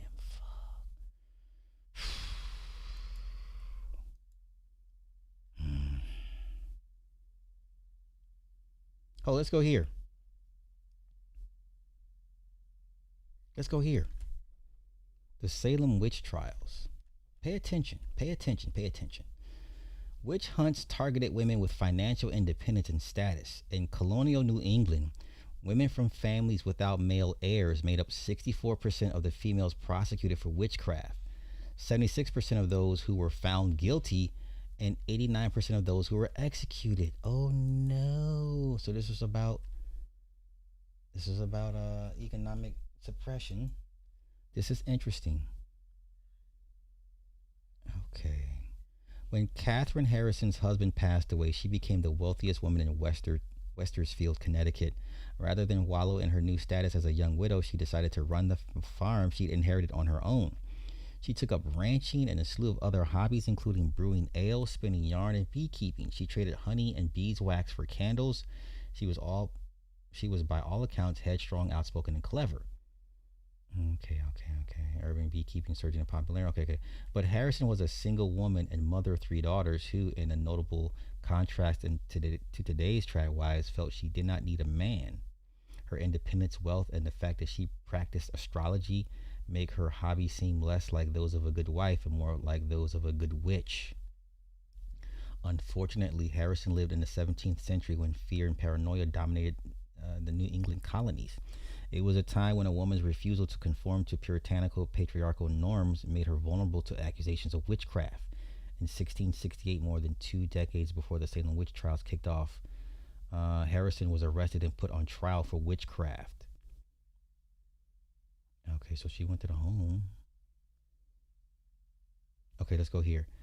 In 2024, I visited Harrison's land in Wethersfield, one of the first stops I made on a research trip for my book, Good Witch. Over 3 years, I spoke to dozens of experts, traveled from Connecticut to Massachusetts, and then across the seas to Scotland, England, Denmark, and the far north of Norway. Each place was touched by the European witch trials that spanned the 15th to 18th centuries, where 80% of the approximately 80 to 100,000 people tried were women. While there were many causative factors in the witch hunt, patriarchy, economic hardship, and religious and political tensions, to name a few, women's financial independence and power made her vulnerable. Sometimes this independence was realized through inheritance, sometimes her proficiency at work. Harrison's initial charges were dismissed, but she was summoned before the court again the following year. The indictment alleged she had familiarity with Satan and by his help acted things beyond the ordinary course of nature. The wide-ranging accusations included divination and healing. People said that they seen her likeness appearing in their beds at night. It was alleged she had asked for the devil's help to make her work more profitable and to hinder the work of her neighbors. More than one witness mentioned being suspicious of her skills as a spinner. Several men accused her of bewitching them to impede their trades as weavers. And one tailor claimed she bewitched him to incorrectly sew sleeves on a jacket 7 times in a row. During the trial, it was clear her neighbors' accusations of witchcraft lacked evidence and were mostly based on petty grievances, jealousy, and superstition. Although she was convicted, the magistrate spared her life, citing weak evidence, and banished her from Wethersfield instead. In an analysis of the trials, the U.S. historian Carol Carlson found that although it was rare for women to inherit property, when they did, they were more susceptible to witchcraft allegations. Women from families without male heirs. Harrison had 3 daughters, made up 64% of the females prosecuted, 76% of those who were found guilty, and 89% of those who were executed. The pattern reflects how these women were aberrations in a society with an inheritance system designed to keep property in the hands of men. Harrison's business endeavors are prevalent in her trial notes speaks to another pattern. Like midwives, healers, and female religious leaders, women who turned their traditional skills to profit placed themselves in competition with men and in positions of vulnerability to witchcraft accusations. Okay.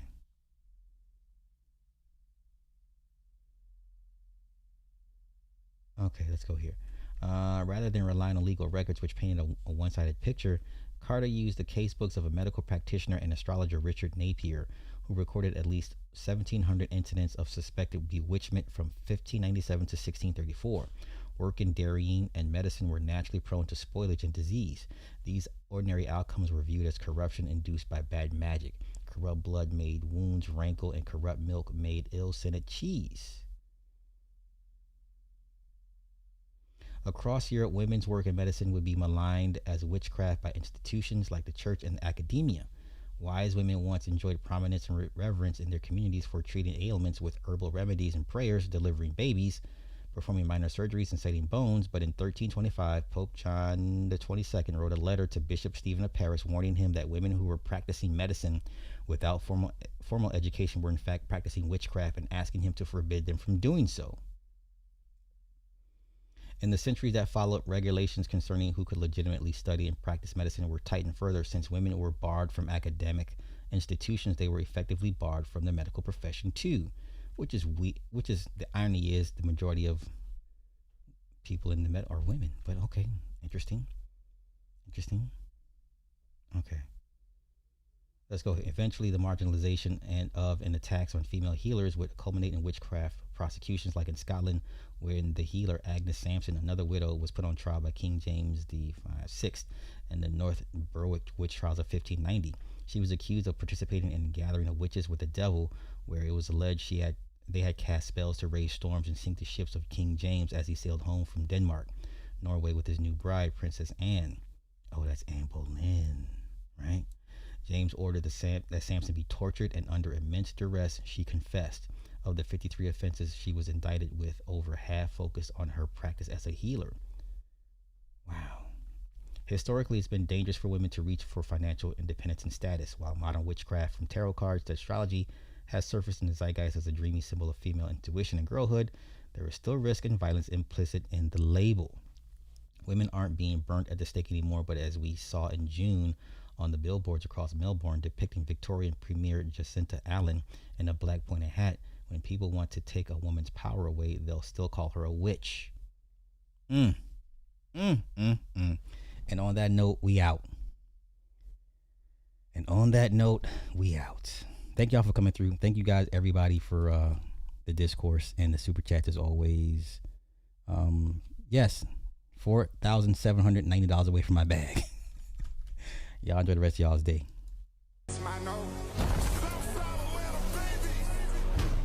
One of the options, rates to catch my takes,